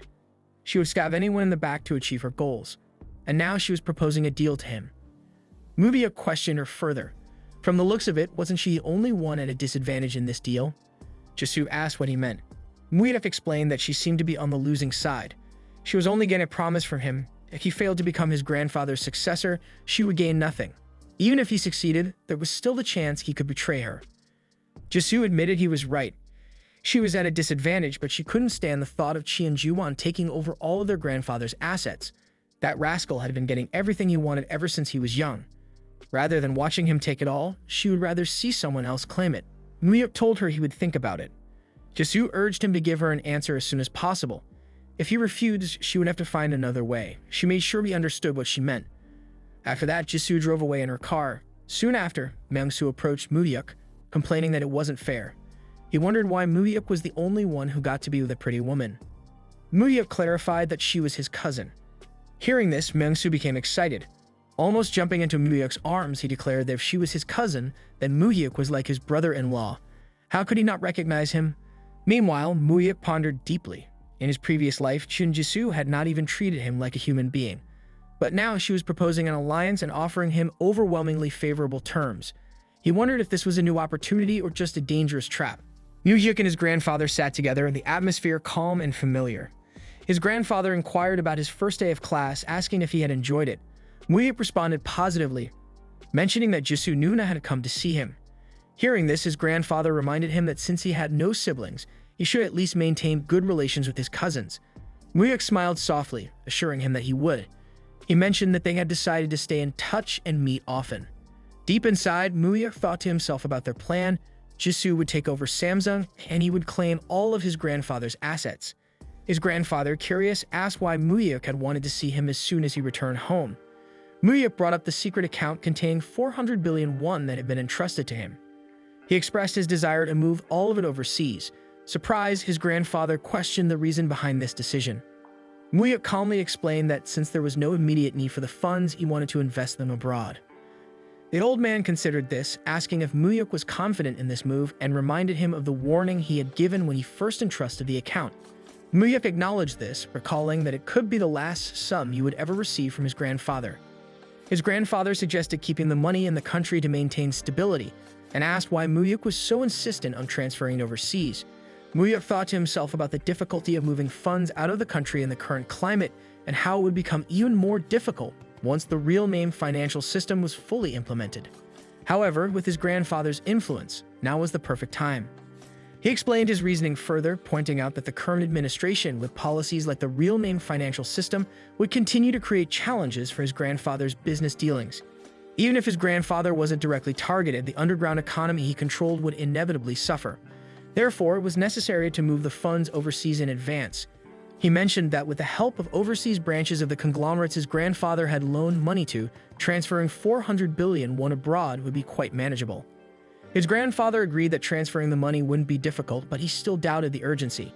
He questioned whether it was too hasty to move the money based solely on policies that had yet to be implemented. Muyuk, determined, asked for his grandfather's trust and support since the funds had been entrusted to him. In his thoughts, he admitted that while the request might seem bold, sometimes a straightforward approach was the best. After all, he couldn't reveal his knowledge of future events to persuade him. His grandfather chuckled at Muyuk's audacity. He remarked that his uncles could barely speak in front of him, yet Muyuk spoke fearlessly. Thanks to him, he found himself laughing more these days. Finally, he relented, asking if it would suffice to simply transfer the funds. Muyuk requested that the entire 400 billion won be moved to an American account and for the next 7 years until the year 2000 that his grandfather not ask about the money. Surprised, his grandfather repeated the terms, questioning if Muyuk truly wanted him to invest such a huge sum without any inquiries for 7 years. Muyuk confirmed this, confidently assuring that there was no risk of losing the money. His grandfather agreed, instructing that director would handle the discreet and efficient transfer to the US. But he warned Muyuk, if he lost the money, there would be no second chances. Muyuk understood this well and accepted the terms. In his thoughts, Muyuk acknowledged that he needed these funds to eventually confront Chien Sumin and Chien Suhen. If the money stayed in the country, they would surely try to interfere. However, managing 400 billion won alone would be too burdensome. He realized he needed someone to manage the funds on his behalf, and he already had someone in mind, the legendary Super Ant, a relentless hunter for foreign investment firms. In the late 90s, this black-haired foreigner would shake up the Korean stock market. But at this time, he was still a struggling individual investor, riddled with failures and misfortunes. Within a decade, however, he would become known as the god of stocks, Han Kyung-young. In the next scene, Muyuk arrived at Motel Monsoon. He recalled how director had warned him that finding Han Kyung-young wouldn't be easy, considering his enormous debt and loans. Yet he had managed to secure his whereabouts. Muyuk had specifically asked director for Han Kyung-young's address, though he hadn't disclosed the reason behind his request. Stepping inside the motel, he approached the receptionist and inquired if there was anyone named Mr. Han Kyung-young staying there. The woman, slightly defensive, asked if he was a police officer, pointing out that no one bothered to fill proper lodging records in such a shabby inn. She claimed not to know anyone's name. Muyuk rephrased, asking if there was a man in his late 20s who had been staying long-term. The woman thought for a moment, uncertain. Then, without hesitation, Muyuk handed her a generous sum of money. Seeing the cash, her demeanor changed immediately. She smiled slyly, claiming she could now see the dragon eyes of the great king in full light. Suddenly, she remembered. There was indeed a young man fitting the description. She checked the records and pointed toward the room. At that very moment, Han Kyung-young happened to be passing by them. The woman quickly pointed him out. Sensing trouble, Han Kyung-young bolted up the stairs in a panic. Muyuk chased after him, calling out repeatedly for him to wait, insisting that he only wanted to talk. Han Kyung-young, cornered, seemed ready to jump from the rooftop. Muyuk, alarmed, urged him to stop and assured him that he hadn't come to collect debts. He pleaded for a conversation. Hearing this, Han Kyung-young hesitated and asked if Muyuk wasn't a loan shark. Muyuk, catching his breath, admitted with a half-smile that, well, technically, he is a loan shark. Joan Capital, a place with a notorious reputation, became their next destination as Han Kyung-young led Muyuk there. Looking at the building, Muyuk confirmed, asking if this was indeed the place. Kyung-young hesitated, expressing his fear of the people inside, but Muyuk remained unfazed, reminding him that they were just there to repay the debt and had nothing to fear. Without further delay, they both stepped inside. Inside the room, two men sat casually eating ramen. Spotting Han Kyung-young, one of them jeered loudly, mocking him for showing up to his death. He rose aggressively, moving to attack Kyung-young, but Muyuk swiftly grabbed his arm, twisted it behind his back, and firmly stated they came to repay the money, demanding they avoid trouble and call their boss instead. The commotion drew their boss out, who barked about the noise. His eyes then landed on Han Kyung-yong, and with a twisted grin, he taunted him, claiming they had missed him dearly, and asked where the money was. Moo-yuk stepped forward, declaring that he would settle the debt on Kyung-yong's behalf and asked for the exact amount. The boss confirmed with interest and began calculating. He explained that 6 months prior, Kyung-yong had borrowed 500 as the principal amount. After deducting 30% advance interest and adding compound interest of 22% monthly, plus a 12% late fee, the total had risen sharply. Irritated by the drawn-out explanation, Moo-yuk cut him off, demanding to know the final amount without unnecessary details. Amused, the boss acknowledged Moo-yuk's sharpness, stating that after all adjustments, they could settle it cleanly for 50 million won. Kyung-jong, shocked, protested that just days ago it had been only 25 million. He couldn't understand how a 500 loan had grown tenfold in just half a year. The boss smugly pointed out that everything was written in the contract, including the late fees, 17 million won spent tracking Kyung-yong down, and an additional 7 million won for emotional damages and insomnia. Altogether, it totaled 50 million won. Moo-yuk reflected on this absurd calculation, mentally noting how this was the kind of world where 5 million could magically become 50 million. Kyung-jong stammered in disbelief, calling it outright fraud. Moo-yuk further thought of the ruthless nature of loan sharks, who squeeze desperate people dry. Kyung-yong's accusation of fraud enraged the boss, who scolded him for being arrogant despite running from his debt. He threatened to strip the flesh off Kyung-yong's bones and pickle it. Despite the threats, Moo-yuk calmly confirmed the total, asking if 50 million would settle the debt. The boss agreed enthusiastically, stating that if he brought 50 million won in cash, he would gladly tear up the paperwork. Moo-yuk then asked to use their phone. The boss allowed it, saying he could use it as much as he wanted. Moo-yuk called Director Ha, instructing him to prepare 50 million won and bring it to their location. After hanging up, Moo-yuk informed the boss that they only needed to wait 15 minutes for the money to arrive. The boss chuckled, finding Moo-yuk's confidence amusing. He questioned why Moo-yuk would go to such lengths to pay off such a massive debt. Curious, he asked if they were family or friends.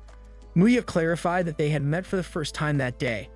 He simply had business with Kyung-yong and chose to pay on his behalf. Impressed, the boss praised Moo-yuk's character and even offered him a job. Moo-yuk declined, mentioning that he was still a student. Surprised, the boss laughed, suggesting that if Moo-yuk couldn't find a job after graduation, he should give him a call for a high-paying position. Silently, Moo-yuk noted that he didn't recognize this loan shark, suspecting they were the type to disappear once the real-name financial system cracked down. Out loud, he firmly rejected the offer, sarcastically questioning how much they could even earn in such a small-time operation. This remark angered the two men, who called him an arrogant brat. Moo-yuk chastised them, stating that even if they operated illegal loans, they should know their limits. He condemned them for threatening debtors and exploiting money earned through blood and tears with thugs like them. The boss unabashedly admitted that he loved doing it. He then mockingly questioned Moo-yuk's manners, asking if he had never been taught proper respect at home. Smirking, Moo-yuk ridiculed the irony of an unethical loan shark preaching about manners, calling it a joke. Infuriated, the boss ordered his men to grab Moo-yuk, declaring that before worrying about the money, he would first teach him some respect. Hearing all this, Han Kyung-yong became extremely terrified.